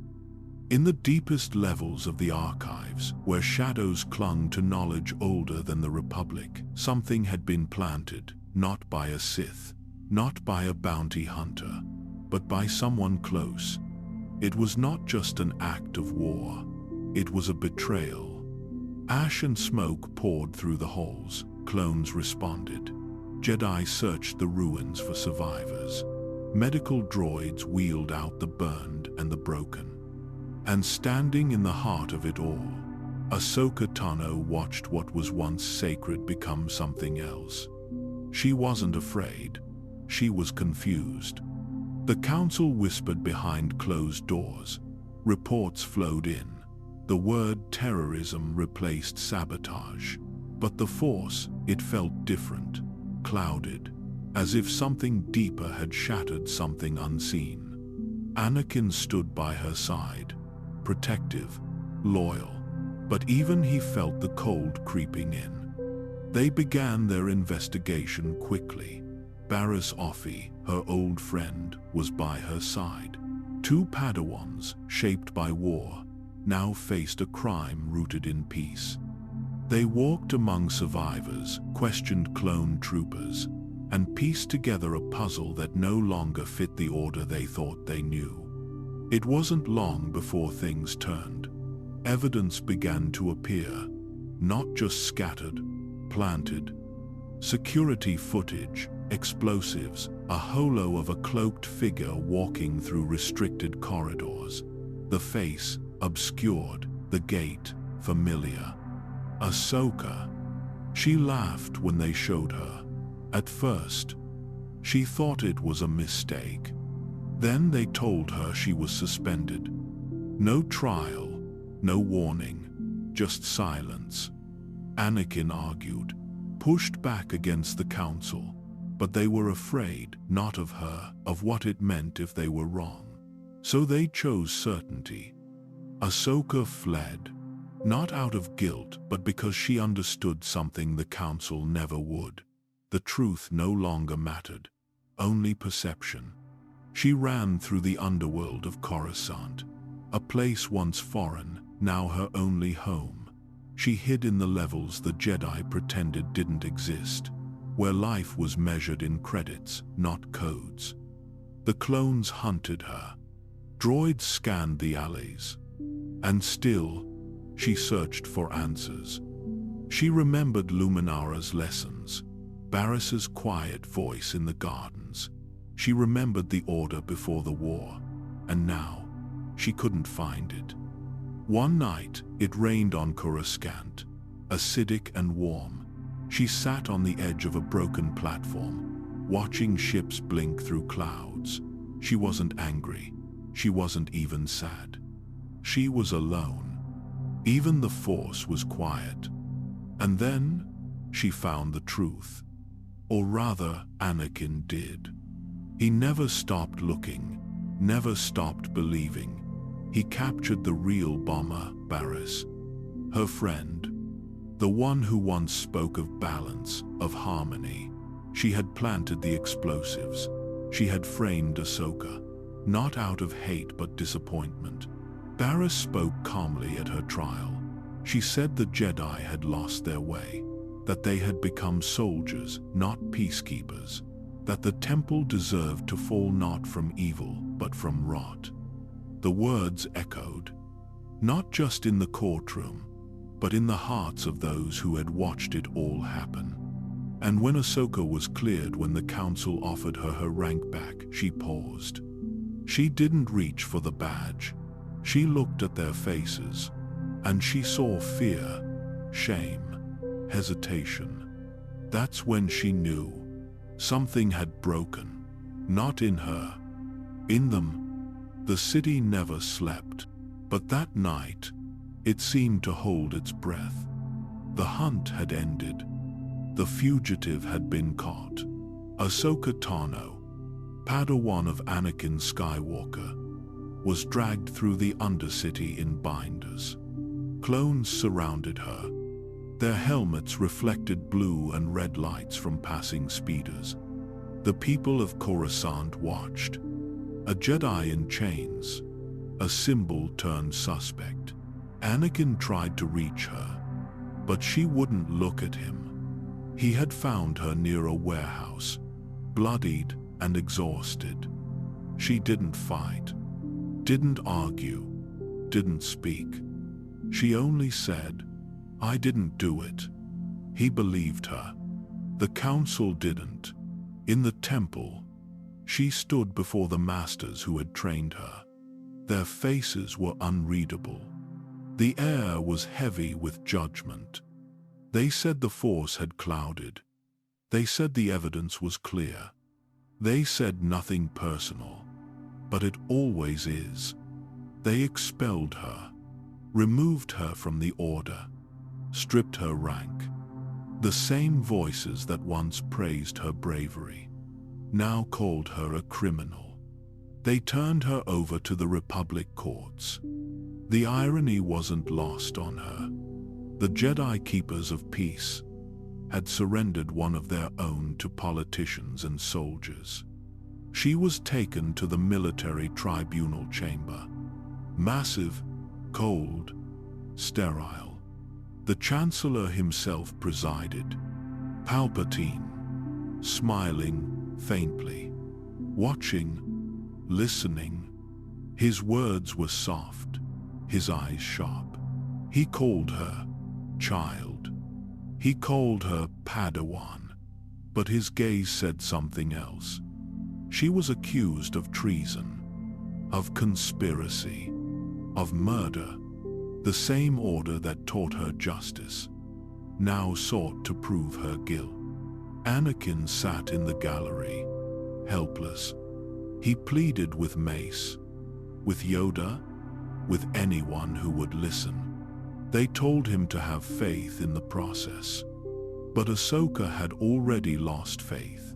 She listened to the witnesses, clones, senators, officers, each one convinced of her guilt. She didn't cry. She didn't plead. She just waited. The force around her felt distant, like the echo of a song she no longer knew. Her world had been the temple. Now it was gone. The walls that had once protected her had become her prison. And in that void, she saw something terrible. Not in herself, but in them. The Jedi were no longer united by wisdom. They were united by fear. They feared the Republic. They feared the Chancellor. They feared losing control. So they sacrificed her. When the trial began, the stands were filled. Republic officers whispered. Journalists recorded. Senators watched with cold interest. A Padawan on trial was rare. A Jedi accused of terrorism. Unthinkable. Palpatine's voice carried softly through the hall. He called for calm, for order, for truth. But Ahsoka could feel the tension behind his words. He wasn't defending her. He was testing something. Every eye on her was another crack in her belief. She thought of Master Plo Koon, the one who found her as a child. Would he believe this? Would he see what the others could not? She closed her eyes and reached for the Force. Nothing answered. Just the faint hum of the city and the weight of betrayal. Anakin burst through the doors near the end. He had proof. He had Barriss. He shouted her confession to the court. The bombings, the deception, the lie. The whole erupted. Palpatine silenced them with a raised hand. Barriss stood in chains, her voice calm, her words sharper than any weapon. She said the Jedi had lost themselves, that the Order had become part of the problem it swore to prevent, that the galaxy no longer trusted them, because they no longer trusted themselves. No one spoke. Ahsoka turned her head slightly, just enough to look at her friend. For a heartbeat, she saw not betrayal, but grief. Because Barriss hadn't fallen to darkness. She had fallen to clarity. The trial ended. The charges were dismissed. But the damage was already done. The sun rose slowly over Coruscant. Its light bled through the spires of the temple, but it didn't reach the shadows inside. Not today. Ahsoka walked the familiar halls like a stranger. Her steps were soft, measured, detached. She had returned, but not to stay. The dust from the trial hadn't settled because for her, it never would. The council summoned her back. They stood in silence, the same semicircle of masters who had turned away when she needed them most.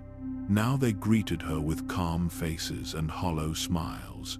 Not warmth, not remorse, just duty. They offered her a seat again, offered her rank, her place, her title. It was all waiting untouched, as if she had never left. She listened without blinking. Mace Windu said it was a test, a trial of her spirit. They had to let it happen, he said, to reveal the truth, to reveal her strength. Ahsoka didn't answer. Not right away. She turned her eyes to Anakin. He stood near the doorway, his expression unreadable. He had fought for her. He had believed in her when no one else did. But even he had been too late. The silence stretched. Until finally, Ahsoka spoke. "I'm not coming back." The words were soft, clear. Irrevocable. Yoda's ears dropped slightly. Ki-Adi-Mundi looked away. Windu said nothing. Ahsoka continued, "The Order didn't trust me. How can I trust it again?" She didn't raise her voice. She didn't accuse, but her words struck deeper than anger ever could. She looked at the place where she once sat during her lessons. She remembered the sound of younglings laughing in the halls, the smell of candles in the meditation chambers, the calm. All of it had been built on faith. And that faith had been taken from her. Anakin stepped forward. His voice broke the silence. "I know what it's like to want to walk away." She looked at him, not as a commander, not as a Jedi, but as a friend. And in his eyes, she saw pain. Not just for her, for himself. He offered her the badge, the same one she had worn with pride. She reached out, touched it, but she didn't take it. Her hand fell away. "This is something I have to do. On my own." She turned and walked through the chamber. No one stopped her. No words were said. Even the Force felt still. Outside, the temple steps stretched before her. Wide, empty. She walked them slowly, each step heavier than the last. Anakin followed. His cloak fluttered in the breeze. He called her name. She stopped, turned to face him. He searched for something to say, but she spared him the burden. "I'm sorry, Master." His eyes tightened, just slightly. "I understand," he said. But he didn't. Not yet. Not truly. She smiled. Just enough to hide the fracture. And then she walked away. The temple doors closed behind her. The sound echoed. Final. She disappeared into the city. No longer a Padawan. Not yet anything else. And the Jedi Order lost more than a student. They lost their mirror. She had reflected everything they were meant to be.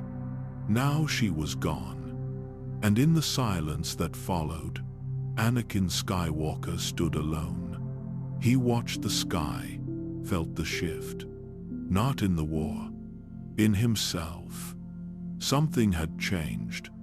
And the Force, for the first time in years, felt like it was holding its breath. He stood there long after she was gone.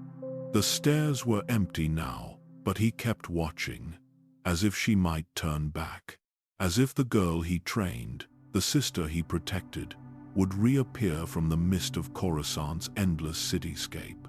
She didn't. She wouldn't. Ahsoka was gone. Not dead, not defeated, but something worse. She had chosen to leave him, and the Jedi let her go. Inside the temple, life returned to its quiet rhythm. Younglings continued their training. Masters resumed their meditations. The council moved on. But Anakin did not. He walked the halls as if they had changed shape overnight. Every room reminded him of her. The training dome, the sparring cells, even the hangar bay where she once leapt from her gunship, blades humming and eyes burning with purpose. She had believed in him. When others saw danger, she saw light. She followed him without question, trusted him without fear, understood him in ways no one else did. And now, she was gone. Because they failed her. Because he failed her. Obi-Wan tried to speak with him. Tried to say the right words. Let her go, Anakin. She made her choice. You did everything you could. But none of it helped. Because somewhere inside, Anakin knew this wasn't just a loss. It was a warning. A fracture. A beginning. He returned to her quarters once, when no one was looking. Her things had been cleared. The room felt smaller than he remembered. Dust had already begun to settle, but he could still feel her presence in the silence. He sat there for a long time. No words, just guilt. And then came the dreams, visions of her falling, visions of him reaching out too late. Nightmares where she was swallowed by fire and accused him of leaving her behind. He began to question more. The Council, the war, even the Force. If the Jedi could turn on someone as loyal as Ahsoka, what did that say about all of them? About him? The clones noticed it too. Captain Rex caught him staring at nothing during briefings. A hesitation in his voice. A longer silence before giving orders. He still fought, still won. But there was a heaviness behind his actions now. He was no longer driven by duty alone. He was searching for control. Every mission felt more personal. Every threat more insulting. Every mistake unforgivable. Because deep down, he feared it would happen again. He feared that he would lose someone else. That the Jedi would stand by and let it happen. That he would be powerless to stop it. Palpatine saw it. He didn't speak of Ahsoka directly, but his presence became more frequent. His voice more comforting. You were right to trust your instincts. The Council lacks perspective. The Jedi are blinded by tradition. And Anakin, weary and wounded, listened because Ahsoka had trusted him. And he had trusted the Jedi. And they had both been broken by that trust. Some nights, he would walk the lower levels of Coruscant, not as a Jedi, just a man in a robe, moving through the shadows she once hid in. He hoped to see her, hoped to catch a glimpse of her silhouette, hear her voice, even if just once. But she was gone, and she didn't look back. And with each passing day, the Order began to feel more like a shell, a structure held up by fear and routine. Not wisdom, not clarity, not what it once was. The Clone Wars pressed on. Planets fell, allies died. More younglings were trained to fight, not to listen. And Anakin, haunted by a loss he could not name, stood at the center of it all. He had not fallen. Not yet. But something inside him had shifted. A seed had been planted, not of darkness, but of doubt. And in time, that would be enough. Mandalore was not a place of peace. It never had been. Even in moments of quiet, the planet trembled with the weight of its own history, a legacy written in blood and fire. Ahsoka Tano had returned, but not as a Jedi. She no longer wore the insignia, no longer followed the code, but war had a way of ignoring such details. She was still a warrior, still a leader, and Mandalore still burned. The call for help came not from the Jedi Council, but from an old friend, Bo-Katan Kryze, sister to the fallen Duchess Satine, one who had once served the very group she now sought to destroy. Death Watch. But things had changed. Maul had taken control of the Shadow Collective, crime syndicates, underworld cartels, mercenaries, all united under a single, terrifying mind. And he had returned to Mandalore. Bo-Katan knew she could not defeat him alone. The Republic was her only hope. But it wasn't the Republic she truly wanted. It was Ahsoka. The girl who had walked away from the Jedi, yet never truly left the light. The warrior who had no rank, yet commanded the respect of soldiers. The Padawan who had once been trained by Anakin Skywalker, the one person Maul might fear. And so, the 332nd Company descended into orbit. Clones with painted helmets marked in Ahsoka's colors, not because they were ordered to, but because they chose to. Because in their eyes, she was still their general. As the gunships pierced the Mandalorian sky, Ahsoka stood silent at the ramp. Beneath her, the city of Sundari loomed, its domes cracked with conflict, its streets riddled with tension. Somewhere down there, Maul waited. She could feel it. The Force whispered through the air, not with clarity, but with unease. Shadows that didn't move, presences that didn't speak. He was here, watching, waiting.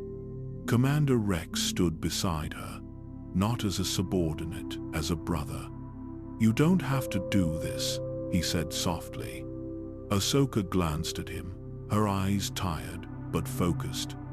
"I know," she replied. "That's why I'm the one who should." The landing was not quiet. Jetpacks roared. Blaster fire lit the skyline. Mandalorians loyal to Maul rose from every corner of the city, clad in armor corrupted by his crimson sigil. These were not the noble warriors of ancient legend. These were zealots twisted by fear, hardened by pain. The clones met them head-on. Rex led the charge, flanked by troops who followed Ahsoka into a war not sanctioned by the Council, not approved by the Senate. A war that wasn't supposed to exist. But war didn't wait for permission. In the heart of Sundari, battles unfolded like storms. Mandalorian against Mandalorian, clone against traitor, each blast echoing off durasteel walls and collapsed walkways. Ahsoka moved through the chaos like wind through flame. Her blades spun in perfect arcs. She didn't kill unless she had to. Her strikes disarmed, disabled, deflected. She was still a Jedi in all the ways that mattered. And yet, with each step deeper into the city, the Force grew colder. Maul was not hiding. He was calling her. The lower levels of Sundari were nearly abandoned, a hollow maze of shadows and silence. It was there she found him, standing alone. No guards, no tricks, just a man, or what remained of one.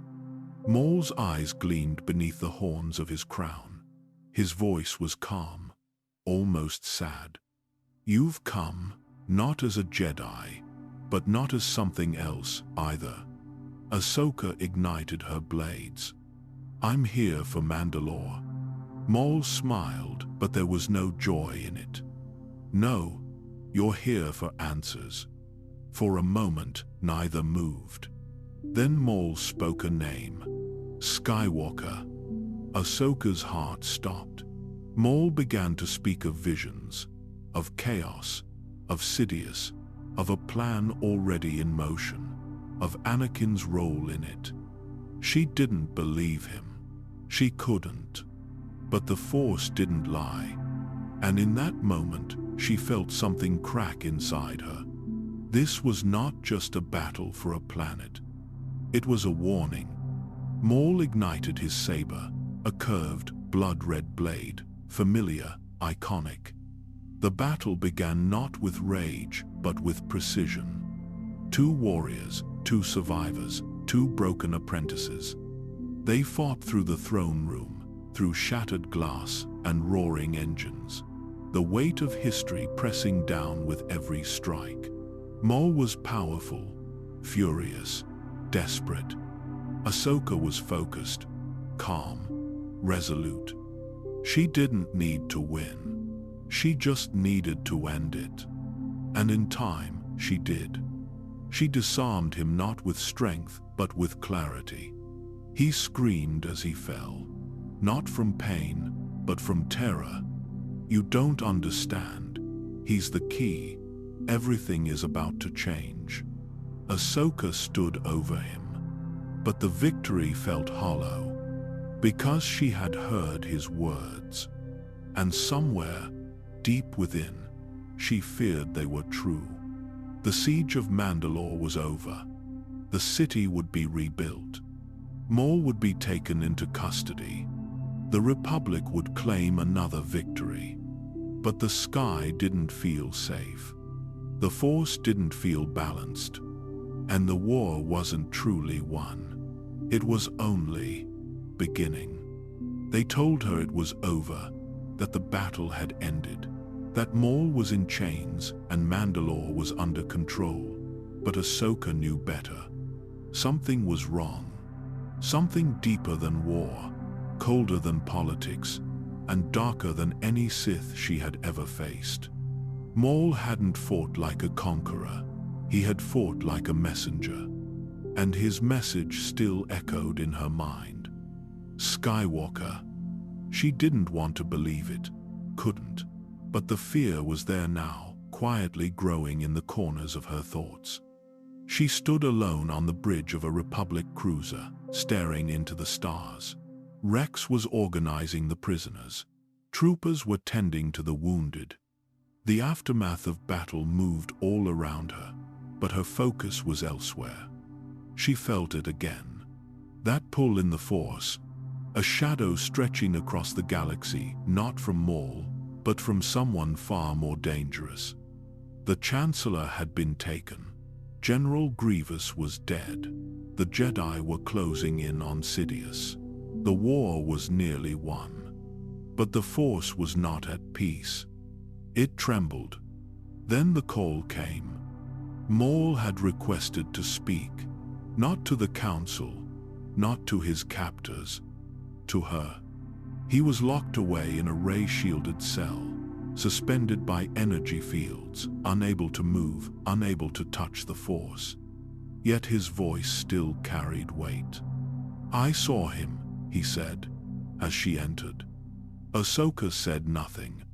"I saw what he becomes, what Sidious will make him." Maul's tone was not mocking. It wasn't cruel. It was quiet, like someone who had already seen the end and had nothing left to lose. "You think you know him," Maul whispered, "but you don't. He is not the chosen one. He is the chosen weapon." Ahsoka's hands tightened. "Anakin would never." Maul cut her off. "I was meant to be him. I was trained for it. But Sidious found someone better, younger, stronger, more broken." His words weren't lies. They weren't truth either. They were fear, warnings wrapped in pain, echoes from a mind shattered by betrayal. "I offered to join with you," Maul said. "Together, we could have stopped it. You wanted to kill Anakin.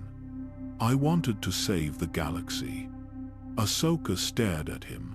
She saw no deception in his face, only obsession, only prophecy. But there was nothing she could do. The Jedi didn't believe him. The Senate wouldn't hear it. And Anakin, he was already gone. Not in body, but in distance. She hadn't seen him since Coruscant. She hadn't even said goodbye. Outside the cell, alarms blared briefly. A minor systems check, standard procedure. But Ahsoka didn't move. She kept watching Maul. And he, in turn, watched her. "You feel it, don't you?" he said. Ahsoka didn't answer. "You're afraid." He wasn't wrong. But fear wasn't new to her. She had faced it on Mortis, faced it in betrayal, faced it in the eyes of those who had once called her sister. But this fear was different. It wasn't hers. It was the galaxy's. Maul's voice softened. "When it happens, don't fight it, just run." Ahsoka turned and walked away. She didn't look back. She didn't need to. The words stayed with her. Run. It wasn't in her nature. It wasn't how Anakin had trained her. He taught her to stand, to resist, to hold the line even when others fell. But Maul had seen something she couldn't ignore. Back in the command center, Rex handed her a datapad. Status reports, clone rotations, prisoner manifests. But her mind wasn't on logistics. She glanced down the long hallway. A distant hum in the Force shifted, like something ancient had been disturbed. Something final. She took a breath, and in that breath, the galaxy changed. She didn't know it yet. Neither did Rex. But somewhere far away, in a city of spires and lies, Anakin Skywalker had ceased to exist. And Darth Vader had begun. Maul screamed from within his cell. Not words, just a cry, primal and endless. Ahsoka fell to one knee. Pain tore through the Force like lightning. Billions of voices, all crying out, all silenced. Rex clutched his head, his body trembling. And then, silence. A whisper in the dark. Execute Order 66. The call came from nowhere. Commander Rex, the time has come. Execute Order 66. Ahsoka felt it before she heard it. The sudden stillness. The unnatural quiet that swept through the ship like a breath being held. And then gunfire. Not distant. Not outside. But inside. Rex turned toward her. His helmet trembled in his hand, his eyes full of something she had never seen before. Terror, confusion, regret, and something else. A war inside him. "Ahsoka," he whispered. Then he dropped the datapad. His hands shook as he reached for his blasters. She didn't understand. Not yet. She stepped forward. He stepped back. A single tear rolled down his cheek. "Find fives." That's all he said. Then the blasters came up, and the bridge erupted in chaos. She moved on instinct. Not to fight, but to survive. She didn't want to hurt them. Not Rex, not Jesse, not any of them. But they were trying to kill her. The clones, the soldiers she had fought beside, bled beside, laughed beside, had turned. Something had broken, and she was now the enemy. She dove through the shadows, blaster bolts scorching the walls around her. She didn't cry. Not yet. She couldn't afford to. Vent shafts became her path. The Force, her only ally. The ship, once her shelter, had become a cage. And still, in her mind, the image of Rex. His hands trembling. His eyes pleading. And that name, Fives. She found a terminal in the lower decks, sliced into the archives, looked for answers. CT 5555 Fives. Dead, deceased, killed after going rogue. No further details. Just a report, sanitized, buried. But she kept looking. Hidden files. A recording. She played it. Fives. Wild-eyed, desperate. Talking about chips, implants, control. A plan buried deep inside the clones. A fail-safe. A kill switch. The words hit her like ice. Palpatine, Sidious, the Jedi, were never meant to win. It wasn't treason. It was programming. She staggered back. The clones weren't acting on hate. They were acting on design, and there was no stopping it. But maybe she could save one. Rex. She set a trap not to kill but to capture.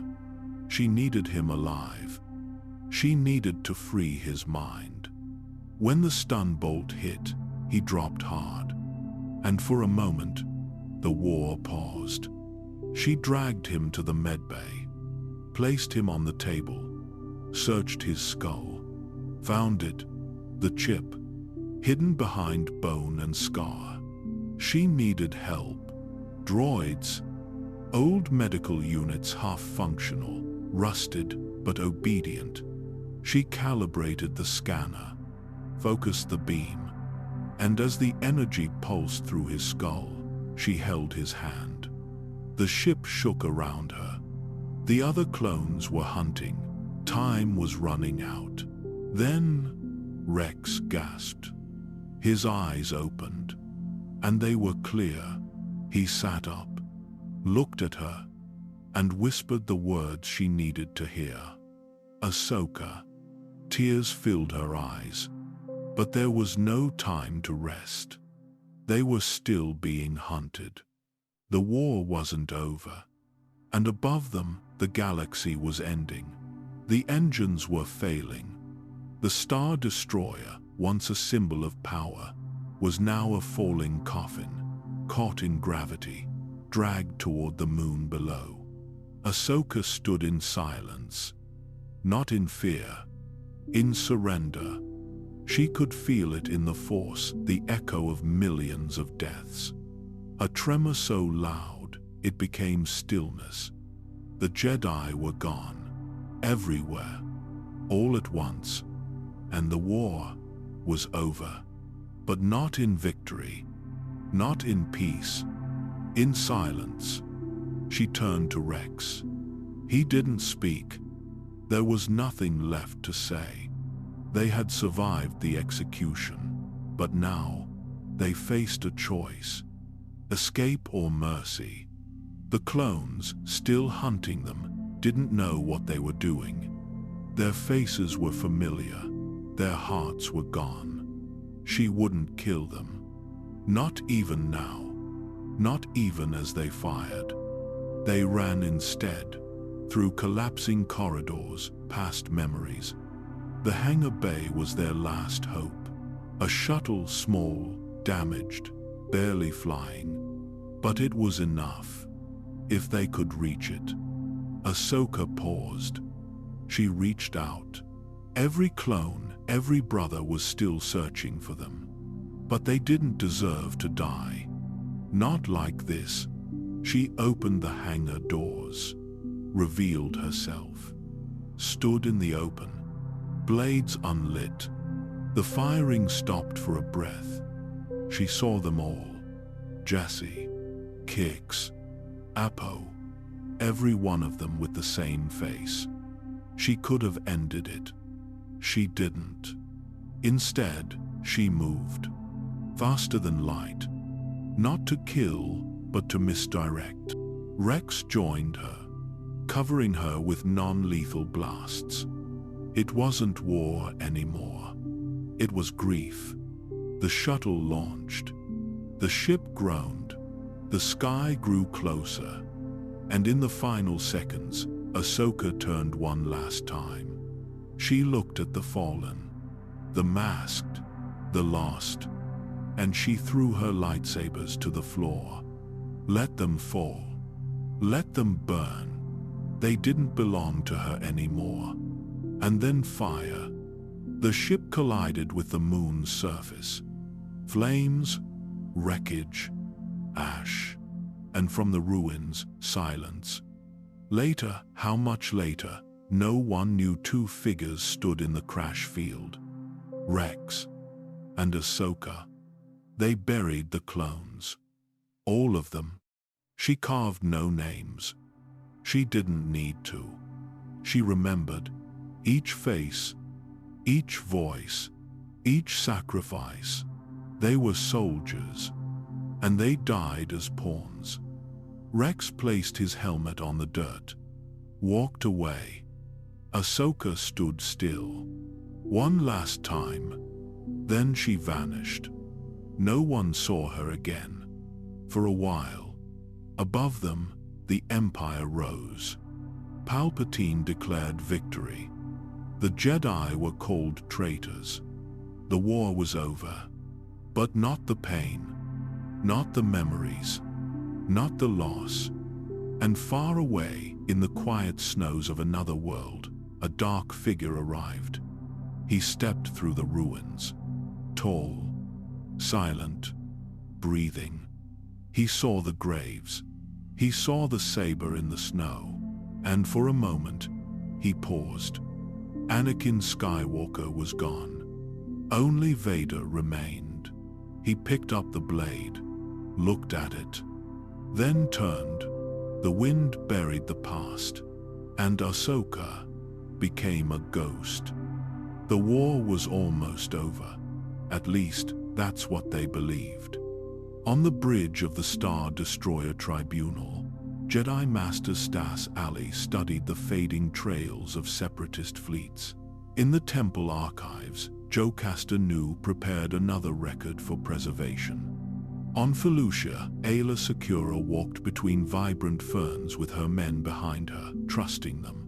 And on Coruscant, Mace Windu stood in silence, staring out across a city that didn't know it was already dead. Victory was close, but peace was not. Because in secret, beneath every clone's scarred helmet, the war had already ended. They just didn't know it yet. The chips had been there since before their birth. Tiny, buried implants. The Kaminoans called them behavioral modifications. The Republic called them security measures. The Jedi never called them anything. Because they never knew. But Darth Sidious did. For 13 years, the Sith had worked in the shadows. First through manipulation, then through war, and now, through the most obedient army the galaxy had ever seen. They fought with the Jedi, they bled beside them, they saved them, joked with them, followed them into fire, and when the time came, they would kill them without hesitation. It wasn't personal. That was the brilliance of it. Palpatine didn't need to convince the clones. He just needed to activate what was already there. And so, the moment came. Not with thunder, not with a scream, but with a calm voice over a secure transmission. Execute Order 66. On Maigito, Ki-Adi-Mundi didn't even draw his blade in time. His men fired in perfect unison, no emotion, no delay, just the order. And then silence. On Salukami, Stas Ali was shot mid-sentence. Her speeder exploded in a flash of flame. The clones didn't stop to check the wreckage. On Felucia, Aayla Secura turned when she heard the first blaster charge. Her eyes widened, not in fear but in confusion. She was dead before she hit the jungle floor. It was everywhere, at once, perfectly timed, flawless. Even Jedi, far from the front archivists, healers, caretakers, were not spared. If they wore the robes, they were a target. Back on Coruscant, Mace Windu stood before the Chancellor with 3 Jedi Masters at his side. What he didn't know was that behind him, the clones had already received the order. The betrayal wouldn't begin here, but it would soon end everything. Elsewhere, Obi-Wan Kenobi had no warning. One moment, he was riding Boga along the cliffs of Utapau. The next, he was being fired upon by Commander Cody, the very man he had fought beside since Geonosis. There were no speeches, no hesitation, just execution. Palpatine's design was precise. By the time the Jedi realized what had happened, it was already done. Entire generations of knowledge gone in seconds. Temples empty, masters dead, Padawans hunted. It wasn't a coup, it was a purge. Some clones hesitated, a few resisted, but they were rare, and they were removed. Others didn't feel a thing. The chip didn't make them angry, it made them efficient. And in that moment, the Jedi Guardians of Peace, defenders of truth, were no longer warriors, they were prey. Back in the temple, the children still trained. The youngest initiates didn't understand the alarms. The knight who rushed to lock the doors didn't get to finish the code. The security recordings would later show him falling just outside the archive wing. The doors never closed. The Jedi had feared war, but they never imagined betrayal like this. The plan was too perfect, too simple, too fast. Even those who survived the first moments were now on the run. Barriss Offee, already imprisoned for her crimes, heard the chaos echoing through her cell. She felt it, the sudden darkness. But this time, no one came for her. Elsewhere, Quinlan Vos disappeared. Some say he sensed it early. Others believe he never trusted the clones at all. But survival wasn't hope. It was isolation. Because across the stars, as Jedi fell and the light dimmed, the Force itself seemed to tremble. Not from balance, from absence. Order 66 wasn't a declaration of strength. It was a quiet, cold reminder. The Sith had been patient, and the Jedi had not. Yoda felt it on Kashyyyk. He didn't see it. He sensed it. As the Wookiees roared in battle and blasters lit up the forest, the old Grand Master dropped his cane. His hand clutched his chest. He could hear them, not with his ears, with the Force. Each death was a scream, and then silence. A storm without thunder, a slaughter without rage, a final breath held in the lungs of the galaxy. Because this was not the climax of war. This was the moment the Republic died, not with rebellion, not with victory, but with obedience. And no Jedi was safe. Not even the Chosen One. They weren't machines, they weren't mindless. That's what made it worse. The clones were born to follow orders, but they had names, memories, voices. Some told jokes. Some painted their armor, some made friends, some made promises. And in a single moment, they broke all of them. On the snowy cliffs of Mygito, Commander Baccarat didn't flinch when he gave the command. Ki-Adi-Mundi was meters ahead, still walking toward enemy lines, still trusting. Then, he fell. The clones moved past his body without slowing down. On the jungle world of Felucia, Commander Bly took 3 steps back before opening fire. He had fought beside Ayla Secura for years. She had saved his life more than once. But when the order came, he didn't hesitate. His blaster was steady, his aim was true. On Solo Kami, Neo gave the signal. Stas Ali didn't see it coming. She never got the chance to ask why. It wasn't just strategy, it was programming. The chips buried in their skulls did more than direct them. They silenced doubt. They erased the years, the battlefield bonds, the battlefield pain. Gone. In its place, a simple command. Kill the Jedi. And yet, not all obeyed. On Kamino, long before the war reached its end, a trooper named Fives had found the truth. He'd uncovered the chips, learned their purpose. He'd tried to warn the Jedi, but no one listened. He died alone, with his words labeled madness, but he was right, and no one remembered. Until it was too late. Some clones, a rare few, felt the resistance. They shook when the order came. They fought it. Rex did. His hands trembled. His voice cracked. His blaster was drawn, but his heart refused. And that was enough. Enough to give Ahsoka a chance to survive. Others never got that chance. On Kala, a young Caleb Doom watched as his master, Depa Billaba, was cut down. She didn't run. She stood her ground and fought not to survive, but to protect him. Her sacrifice bought Caleb a moment. He used it to flee. He never stopped running. He would change his name to Kanan Jarrus. And he would never forget the clones. To the galaxy, they were soldiers, tools, uniform. But to the Jedi, they had been more.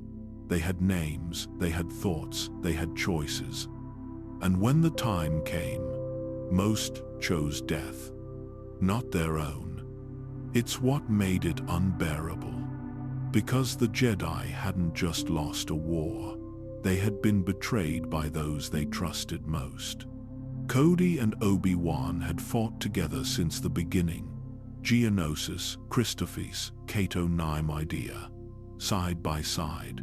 And then, in one breath, that bond was gone. Obi-Wan fell into the waters of Utapau, blasted off a cliff by the same man who once called him Sir.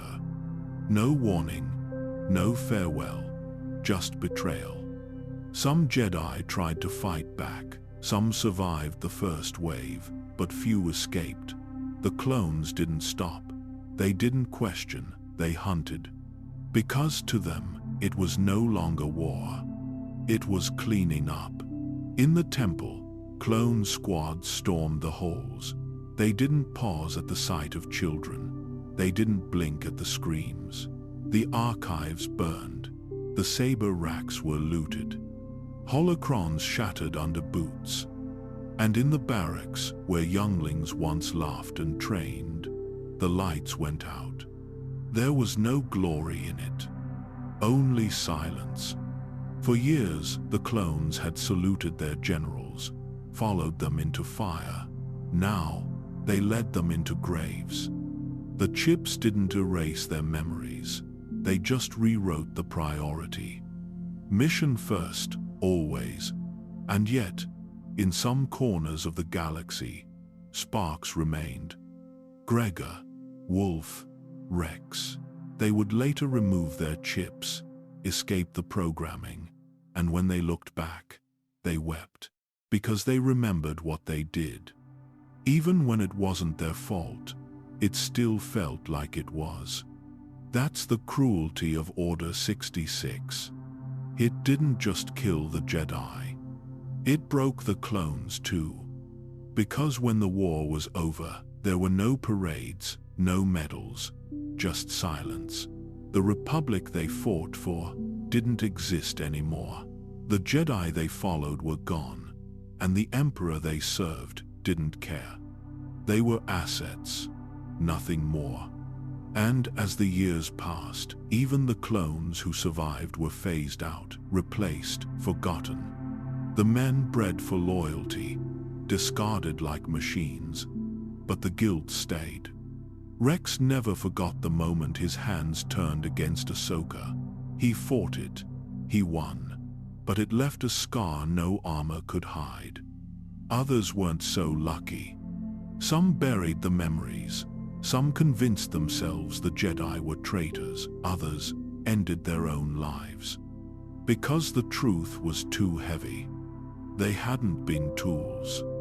They had been brothers, and in obeying the Order, they'd destroyed their own. Across the stars, the Force grew cold, not because of the dead, but because of the silence. The connections once bright between master and apprentice, commander and general had been cut. And the galaxy didn't mourn. It moved on. But the clones remembered, even when no one else did. Because they had looked the Jedi in the eye and pulled the trigger anyway. It was never supposed to fall. The Jedi Temple stood for over 1,000 years. Its towers scraped the skies of Coruscant. Its spires caught the light of dawn first. Its chambers were lined with wisdom, tradition, and silence. But on that night, silence turned to screaming. When the 501st marched up the grand steps, there was no battle cry, no declaration of war, just boots, just orders, just blasters being checked one last time. And behind them walked Anakin Skywalker. But it wasn't him anymore. He had left his name at Palpatine's feet.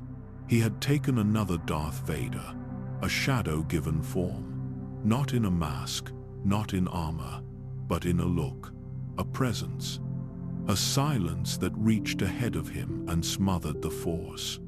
The clones called him Sir. They followed him without question. And when the temple gates opened, they unleashed hell. The first to die were the gatekeepers, then the archivists, then the Padawans, who grabbed practice sabers and stood in the way. They didn't last long. Anakin cut them down not in rage, but in something colder, measured, quiet, like he wasn't even there. He walked through the place he once called home and tore it apart. In the archives, Jocasta knew was cornered. Her life had been spent guarding Jedi knowledge. She knew the temple better than anyone. But knowledge didn't matter anymore. Not against Vader. She tried to stop him. Tried to protect the future. She failed. In the council chamber, where great debates once shaped galactic peace, the floor was stained with blood. The seats sat empty, the windows cracked, and the silence was final. The children didn't run. They gathered in the younglings' chamber, waiting, trusting. And when Anakin entered, they called him Master Skywalker. They never stood a chance. The footage would later be sealed, hidden, but whispers would survive. Even decades later, no one would speak of that room without a pause, without a breath, because that moment, more than any other, was when the Jedi Order truly died. Not on the battlefield, but in the eyes of its own. Outside, the temple blazed. Smoke curled into the night sky, lit by fire and blaster bolts. Gunships hovered. Civilians watched from distant balconies, too far to see details, too close to pretend it wasn't happening. Some cheered, some cried. Most said nothing, because the Republic had already shifted, and the temple, once its heart, was now its enemy. Inside, a few Jedi still fought. Sin Dralik, Sera Keto, others whose names would never be written in the records. They held ground, protected survivors, bought seconds, but not minutes, not hours. The clones were relentless. The temple's defenses had been built to withstand armies, but they hadn't prepared for betrayal. They hadn't prepared for one of their own to lead it. Anakin reached the holocron vault. He destroyed it. He stood before the statues of long-dead masters. He shattered them. He passed by the room of 1,000 fountains, where he once meditated in peace. He didn't stop. He didn't look. He just kept walking. Because the mission wasn't over. There were survivors, witnesses, loose ends.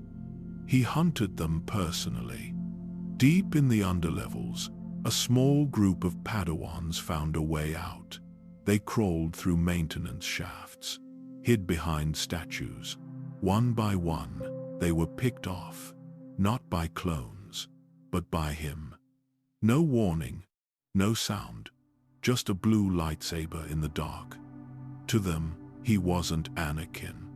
He wasn't even a man. He was death. But not all Jedi died that night. Yoda, on Kashyyyk, felt the shift. The moment thousands of voices cried out, and then fell silent. He dropped his cane. He knew. Obi-Wan, still hunted on Utapau, survived his own execution, and when he returned, it wasn't to fight. It was to see. He crept into the temple after the flames had died down, after the bodies had been removed, after the blood had dried. What he found broke him. Lightsabers scattered, robes torn, training helmets split in two, holocrons melted, walls scorched by blaster fire. And silence. The Force still echoed there, but it didn't speak, it mourned. In the council chamber, Obi-Wan found the recordings. He saw Anakin. He saw what he did. He saw who he became, and something inside him died too. Not just because of the betrayal, but because he had raised him, taught him, believed in him, and now he had to stop him. He took the recordings, he erased parts, he locked them away. Because some truths were too heavy. The temple was declared sealed, then repurposed, then forgotten. Palpatine told the galaxy it was a Jedi rebellion, that the Order had tried to overthrow the Republic, that their treachery had been stopped. And most believed him, because lies are easier than grief. And the temple, once a beacon of light, became a symbol of fear, but its stones still remembered. In the years to come, Force sensitives would pass by and feel something, a pull, a pain, a memory not their own. Because the temple had seen everything, the rise, the fall, the silence, and it had wept. Across the galaxy, the Force screamed, not in rage, in loss. 1,000 candles went out at once, and the darkness that followed felt endless. The Jedi were gone. Not all, not yet, but enough that the light no longer reached the edges of the stars. In the temple ruins, the fire still burned. On Kashyyyk, Yoda hid among the trees, his small hands trembling. On Polis Massa, Obi-Wan fled into exile, carrying with him the last hope the galaxy would ever know. But they were not the only ones left. There were others, hidden, wounded, scattered across forgotten worlds and nameless moons. Some survived by instinct, others by luck, but none by peace. Because peace was gone. Everywhere they turned, the Republic had become something else. An empire, swift, efficient, silent, and at its heart, the Emperor, Darth Sidious, the phantom who had waited longer than any could imagine. He had done it. What the Sith had dreamed of for a millennium, balance by destruction, order by control, now existed. No one saw it as tyranny yet. They saw it as stability, because that's how darkness always begins. Quietly, reasonably. But in the Force, it was deafening. Every Jedi felt it, those few who remained. The great current that once connected them was shattered. It still moved, but it no longer sang. Now it whispered. Each survivor felt alone, cut off, haunted by the echoes of those who hadn't made it. Dapa Biloba's last scream, Luminara's gasp, Plo Koon's sudden silence. So many names, so many bonds, gone. And through it all, the one they once called the Chosen One stood at the center. Anakin Skywalker. He had fulfilled the prophecy, just not the way they thought. He had brought balance to the Force, but through fire. He had destroyed the Jedi. He had destroyed himself, and the galaxy had crowned him a hero, a savior, a symbol. Only a handful knew the truth, and they carried that truth in silence. Yoda, small and still, sat in his exile and listened to the stars. Every night, he reached into the current of the Force, hoping to hear another voice. Sometimes, faintly, he did. Kenobi's, Bail Organa's, a newborn child. 2, actually. Luke and Leia. The last embers of everything that had been lost. They didn't know it yet. But through them, the Force still remembered. The galaxy forgot quickly. Statues fell, names were erased. Worlds that had once welcomed Jedi now denied ever knowing them. Fear does that. And still, among the ashes, hope flickered. Ahsoka Tano lived. She carried no rank. no title, but she carried memory, and memory can be stronger than belief. In time, she would hear the whispers again, the Force reaching for her, calling her not to rebuild, but to remember. Because the Force never truly forgets. It bends, it breaks, it waits. And as it waited, the Empire rose higher. Vader hunted what few Jedi remained. He didn't seek justice. He sought silence. Every survivor he found, he destroyed. Not because they threatened him, but because they reminded him of who he had been, of what he had lost. The Force was still balanced, but it was fragile, like glass held together by memory.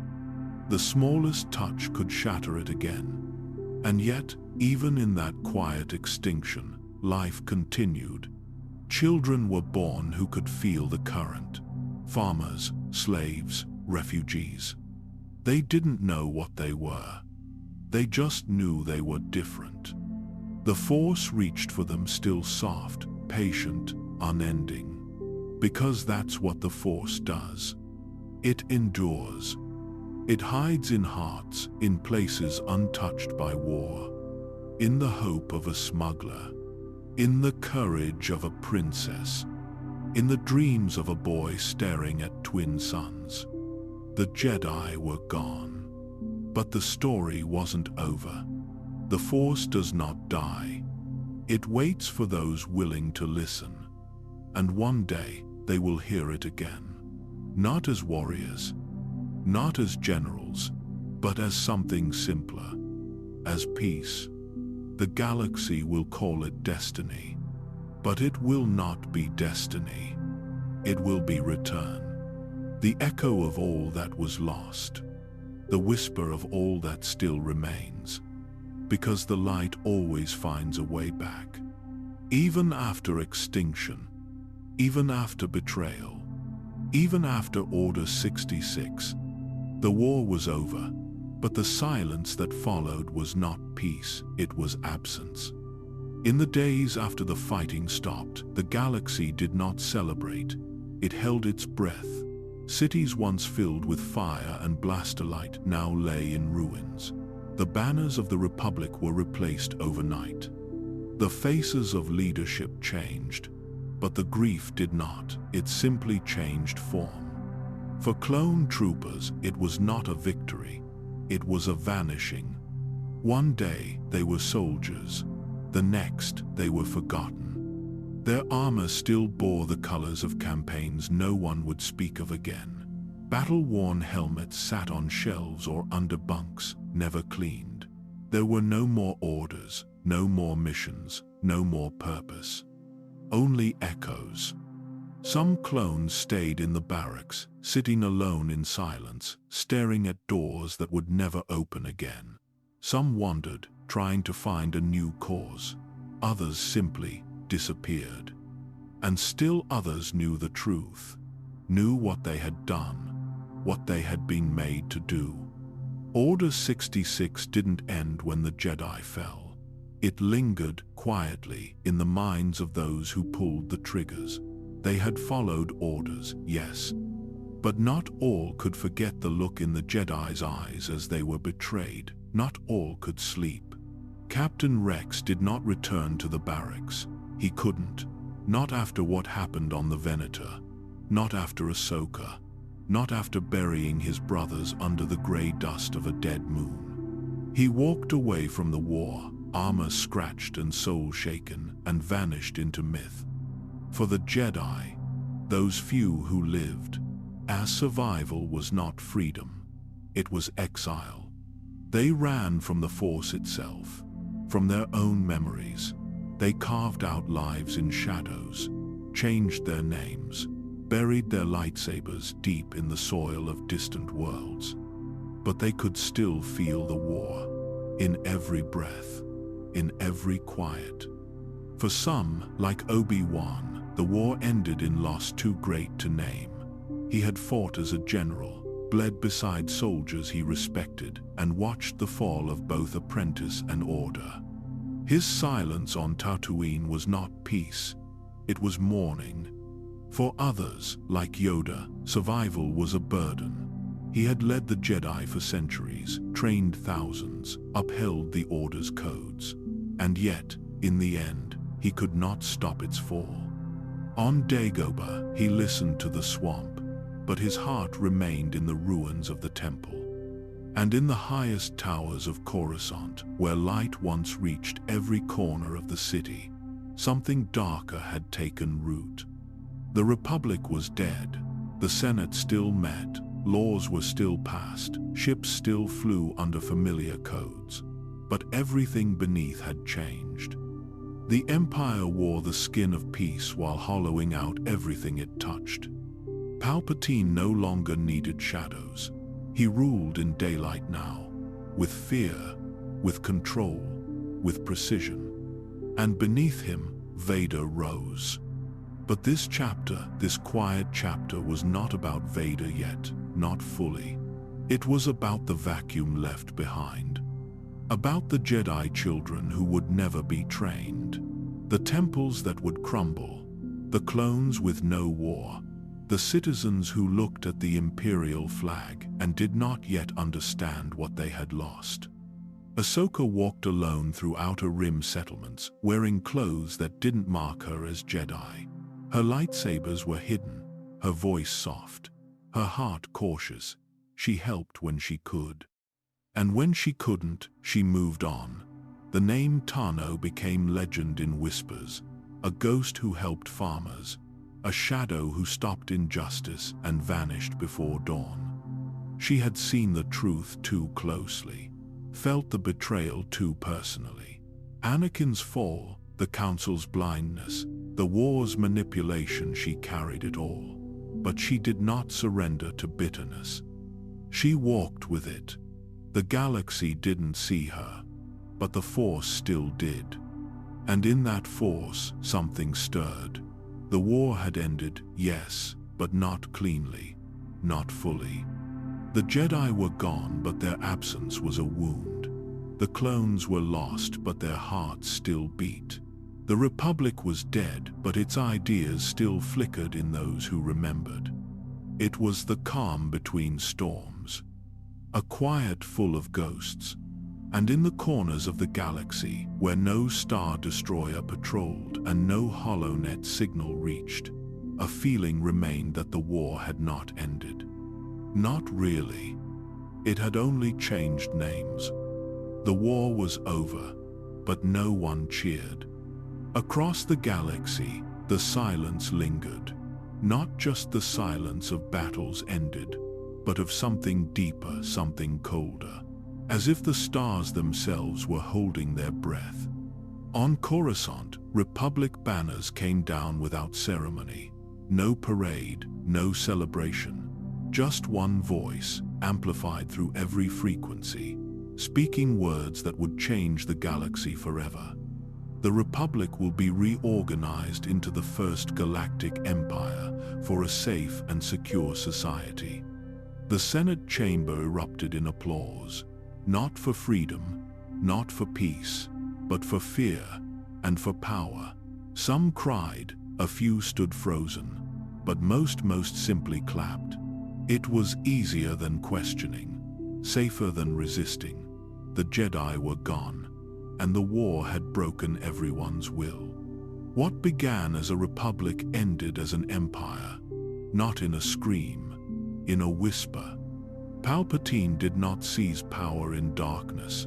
He claimed it in daylight, surrounded by thousands, cheered as a savior, praised as the man who ended the war. No one saw the Sith. They only saw a leader, a voice of calm after years of chaos. And deep beneath the surface, that calm was a lie. Darth Sidious stood unopposed. No rival, no order, no prophecy to stop him. The Clone Wars had not just removed his enemies, they had built his machine. A military without question. A Senate without purpose. a galaxy too exhausted to resist. And he did not delay. Command structures were rewritten. Sector governors replaced senators.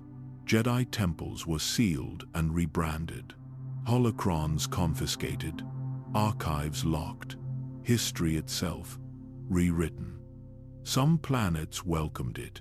They had bled too long. Others tried to resist. Their skies burned for it. The clones, once symbols of honor, became enforcers of order.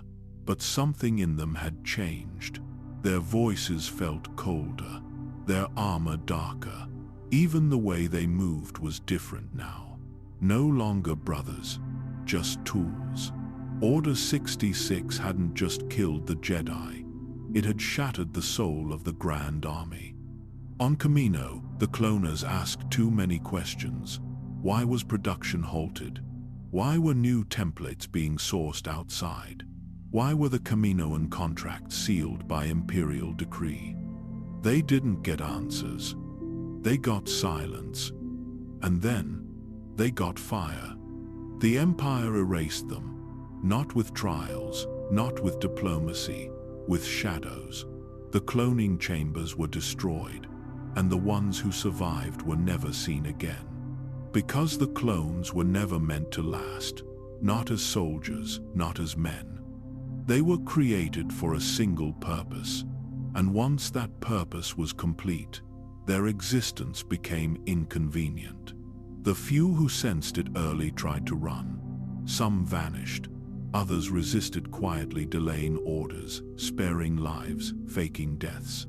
But most obeyed, not because they wanted to, but because their blood demanded it. The chip inside them had worked, and for many, it never stopped working. Meanwhile, Imperial academies rose across the mid-rim. Children were trained young, not to think, but to follow. The clone army would be phased out, and a new generation of soldiers would take their place. Not born, recruited, indoctrinated, broken. The Jedi were branded traitors. Statues were pulled down, names erased. Even mentioning the Jedi became a crime in some systems. And for the first time in centuries, the Force itself began to disappear from public memory. What survived were rumors, myths, hushed tales in underground cantinas, a knight who vanished into the clouds, a blue blade seen in the dark, a ship fleeing too fast to trace. And yet, the galaxy moved on. Trade resumed. Holonet channels were reprogrammed. Propaganda became common. "The Empire is peace" was printed in 1,000 languages. Some believed it, some pretended to, and others remembered. Bail Organa watched in silence. Mon Mothma buried her doubts behind careful smiles. Senators began to whisper to each other in guarded rooms. Seeds of rebellion quietly planted. But none of them moved too fast. The Jedi were dead, and the Emperor could see too much. But they waited and listened, hoping, watching, for a sign. Meanwhile, Anakin Skywalker was gone. The Jedi Temple had fallen, and no one had seen him since. But whispers traveled, of a black figure, of red eyes, of a breathing machine. On Mustafar, the Separatist leaders were all found dead, their ships deactivated, their armies shut down, not by clones, not by droids, but by something else. Something colder. The Empire claimed it was sabotage, but survivors spoke of a monster, a man in black, a blade like fire, and a voice like death. None could confirm it. None dared to ask. But something had changed in the Force. It moved heavier now, like a storm waiting beyond the horizon. The Jedi were gone. The war was over, but something worse was coming. And in that quiet between eras, the galaxy forgot how to hope. A galaxy can be rebuilt, but trust, once broken, leaves cracks no fire can seal. After the flames of the Clone Wars and the cold command of Order 66, those left behind wandered without maps. Jedi survivors fled into shadow. Clone troopers were decommissioned or vanished into hidden corners of the Outer Rim, and the few who once believed in peace found only silence. Ahsoka Tano, once a Padawan who defied a council, had vanished, her name erased from the Republic's records, but not from memory. Rex, her final commander, no longer bore his rank. The war had taken his brothers. It had taken his purpose. He removed his control chip, and with it, the part of himself that once obeyed without question. In the years that followed, the galaxy reshaped itself, but not for them. The war was over, yet the pain remained unspoken, like a deep hum beneath every hyperlane. Every clone who lived remembered the faces of the Jedi they had served, and the faces of the ones they were forced to kill. Some found meaning again, others disappeared. Cut Lawquane left the army entirely, built a quiet life on Seleucami. Far from the reach of the Empire, he raised a family. But even in that peace, the scars of Kamino never faded. He had been created for war, conditioned for loyalty, but he chose something else, and in that choice became something more than what he was made to be. Wolf and Gregor stayed hidden, surviving off the grid with Rex. For a time, they refused to engage with the galaxy at all. Trust was gone, purpose was gone, and all that remained were memories that refused to die. The Empire never honored their service. To the new regime, clones were a phase to be replaced. They aged rapidly, and their individuality once tolerated became a threat. Stormtroopers would take their place. Nameless, disposable, easily controlled. And the Jedi, their order was a ghost. Obi-Wan Kenobi watched over Luke from afar. Yoda hid in the swamp of Dagobah. Cal Kestis, a Padawan who escaped the Purge, stayed moving, never staying in one place long enough to be found. All of them haunted by failure, all of them burdened with the weight of what had been lost. There were moments, scattered like stardust, when their paths nearly crossed, when old allies brushed past each other in shadow, unaware of how close they had come to reunion. But the Force, in this time, did not allow comfort, it only allowed survival. Bail Organa tried to hold on to hope. In secret, he built the foundations of rebellion. He kept contact with Ahsoka, though even he did not know all she had become. She was no longer Jedi, but not Sith either. She was a fulcrum balancing between what had been and what must one day rise. For many, the war had never ended. It had simply changed its mask. Echo, once left for dead, was rescued by the Bad Batch, a squad of defective clones, or perhaps free ones. They did not fit the mold the Kaminoans had designed. And for that reason, they were perfect for a broken time. They ran missions in the shadows, not for glory, but for those who still suffered in the Empire's grip. The Jedi once thought they could win peace with lightsabers, but now peace was carried in silence. In small acts, a life saved here, a message delivered there, whispers against a regime too large to fight directly. Some clones were hunted, some were recruited, others, like Cody, followed orders until the day they couldn't anymore, until something inside cracked. For many, there was no clear line between loyalty and betrayal. The war had taught them to obey, but it had also taught them to think. And in the quiet years after the war, thinking became dangerous. But among the ruins, seeds were planted. Leia Organa was born into the flame. Luke Skywalker, hidden in sand. Children who would carry the memory of those who came before. But not yet. Not until the galaxy was ready to believe in heroes again. In this time, no statues were built, no songs were sung. The war was a wound, and those who survived it walked carefully, carrying pieces of a past too painful to share. They had saved the galaxy once, but now the galaxy had forgotten them. And in that forgetting came the birth of something new. The war had ended, but peace never came. Not really.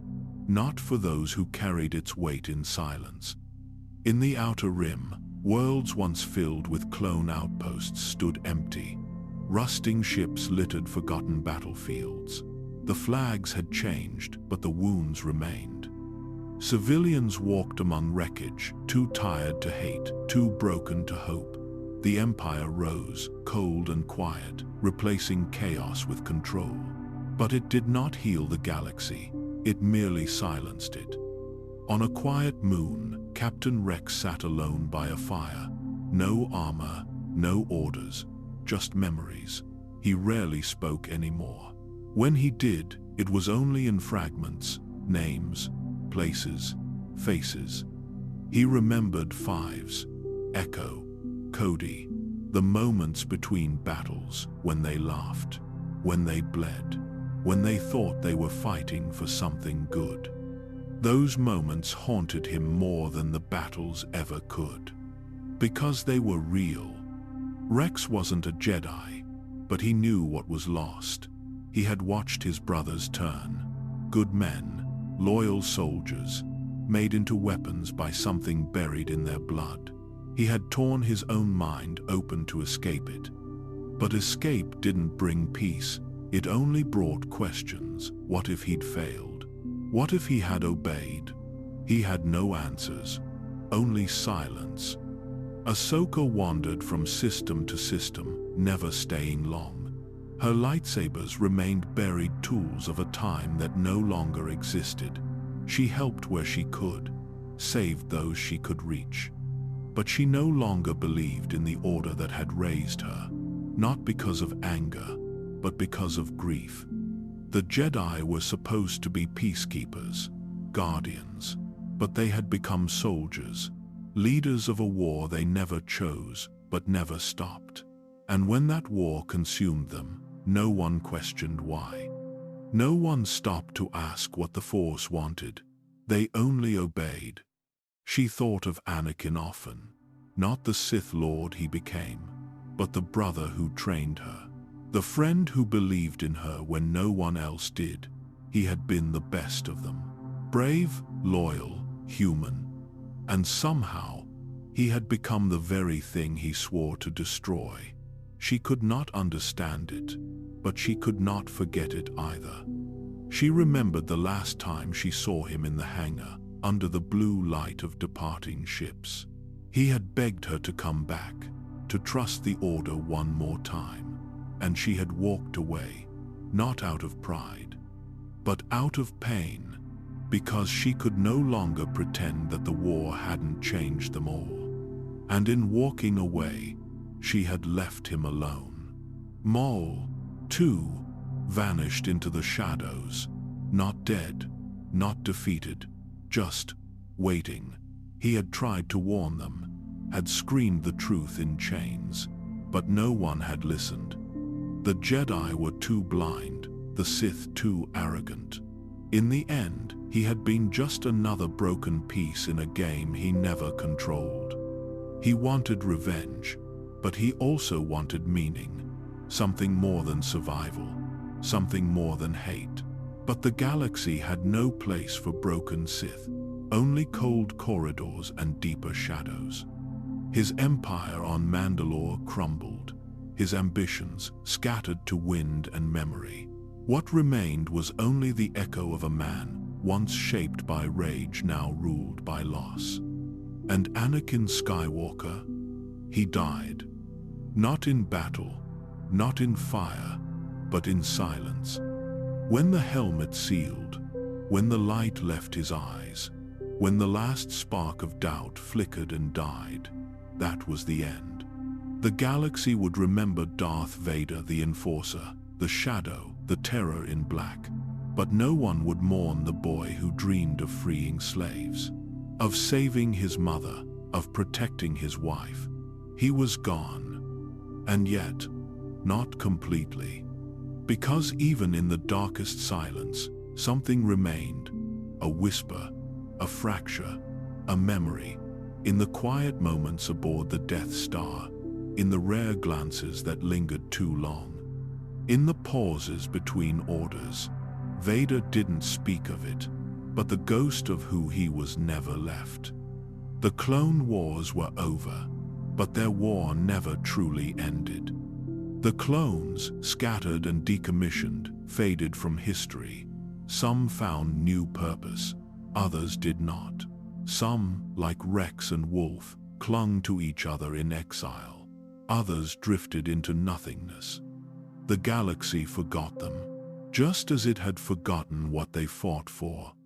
The Jedi became myths, stories, ghosts in archives and old temples, their mistakes buried, their sacrifices rewritten.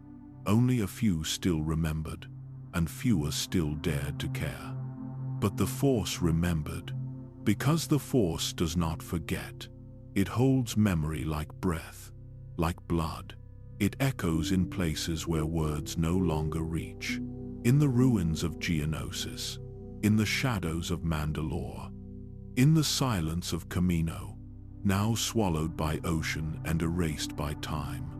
There was no victory, only silence.